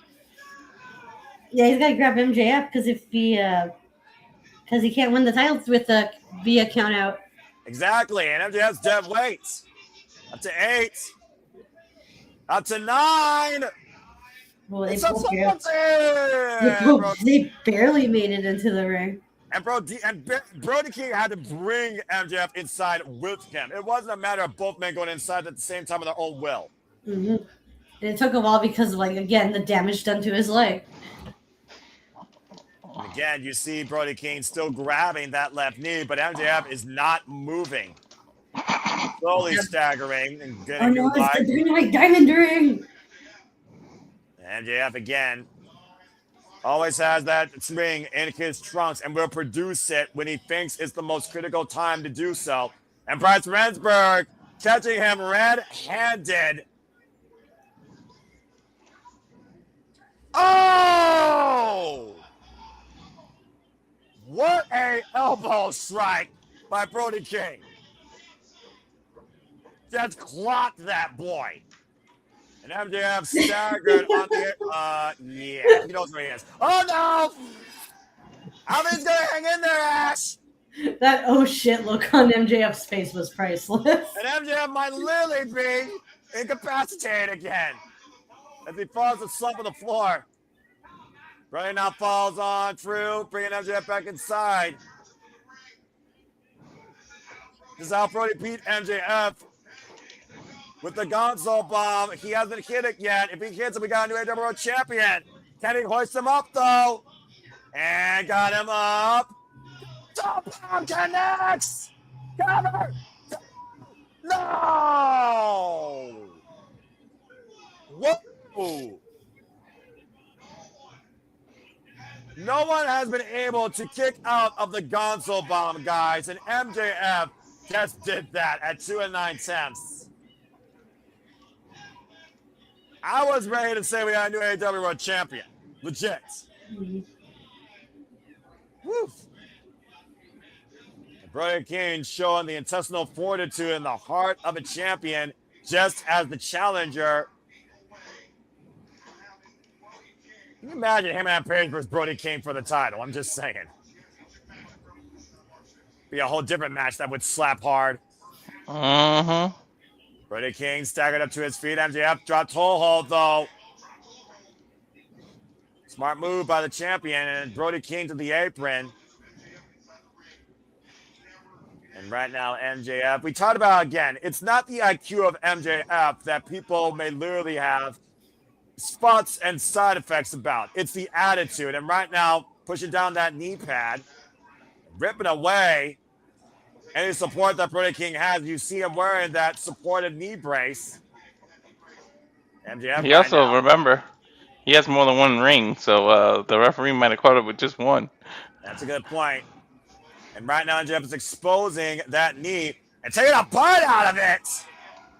For crying out loud, what does this prove? Like, seriously. Take a bite out of Brody. Yeah, I don't know necessarily that that's more insult to injury. Maybe he saw a McGruff or McCrime dog commercial and took a bite out of crime. And right now, the biggest crime to MJF would be losing the AEW World Championship tonight, according to his mindset. Uh-oh. Brody King hoists up MJF, pausing for a Gonzo bomb on the apron. This would end MJF as far as we know it. And again, that knee, the knee. It buckled, yeah. Dude, if he lost the title here, you know how much longer that 21-hour flight would feel? And back elbow strike. Well, at least he still has a Valentine to go home to, at least a toot. And right now, Brody King once again might be looking at incapacitated MJF, but again, the knee exposed and MJF immediately on the attack for survival. Dude, Exposed me, by the way. And now, picking up by his beard and MJF, what the hell? Is he going to do that No heat way. seeker? Oh, no, Tombstone. An impressive show of strength by MJF with the... Oh! Landing Brody King back first on the apron. That wasn't a tombstone pile driver. That was just a literal power slam on the apron. Nah, he flipped him forward so he doesn't spike his head. Or maybe he was losing balance. Again, that's a lot of weight for MJF to hold in position. It's a big height difference, too. MJF once again in control, bringing Brody King in position. Uh-oh. Looking for the Heat Seeker. And covers, lateral press. MJF retains the AEW World Championship. Off a heat seeker. Woo. He kept on biting down, and breaking down that foundation. And it led to MJF with a heat seeker to Walter's point, holding on to the AEW World Championship. It's far from over for him because he's still got a cowboy waiting in the wings. Yeah, again, though, guys, look at this Gonzo bomb. Look how close we were to the 3 counts. Inches away from a new champion. But again, Brody King power slammed on the apron and then set up for that heat seeker with no leg support, by the way. Driving Brody King down on his head. Lateral press to remain the AEW World Champion. And they're going to dig deep for that defense, though. And of course, we now know. Well, I was going to say. Well, here he comes with a contract in hand. Again, to Ash's point, folks, it is MJF versus Hangman Page official now at AEW Revolution for the AEW World Championship. And it looks like Hangman Page has a contract in hand. From opening Revolution last year to possibly main eventing this year. Let's be honest, you know these two are going to main event Revolution this year, Ash. They're the story of AEW.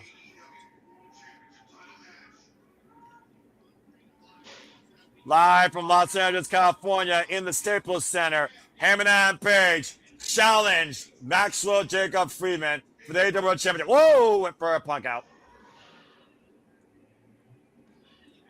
Heyman gripping that pin and tossing it down to MJF. Again, he doesn't have to hit him tonight. He gets to hit him next month in March in the City of Angels, where all sins will break loose that night. There it is, Ash. There it is, Walter. It is official. Sunday, March 15th. Hangman Page will become a 3-time AEW World Champion at Revolution. And of course, this Wednesday in Sacramento, California, Kenny Omega and Swerve Strickland might very well be in the sights. We will also see the TV debut of the Brawling Birds, Alex Windsor and Jamie Hayter, as MJF and Hangman Page will go face to face before their imminent championship encounter. From Grand Slam, Australia, for the Rage of Wrestling, Walter Cruz, and for our baddie Canadian friend Ash, as we go off the air, we thank you all for tuning in. We're going to take a brief hiatus before the madness continues to ensue on the Saturday Shenanigans. Hope you all enjoyed our coverage tonight for AEW Grand Slam. This is where the best wrestle. This is a road to revolution. And until next time, make a positive impact in life. Have a good night. And thank you for tuning in once again to another edition of AEW Grand Slam from down under in Australia tonight. Thanks for tuning in. Walter, cut the fucking feed. It's a hell of a show. Oof. Good freaking Lord Almighty.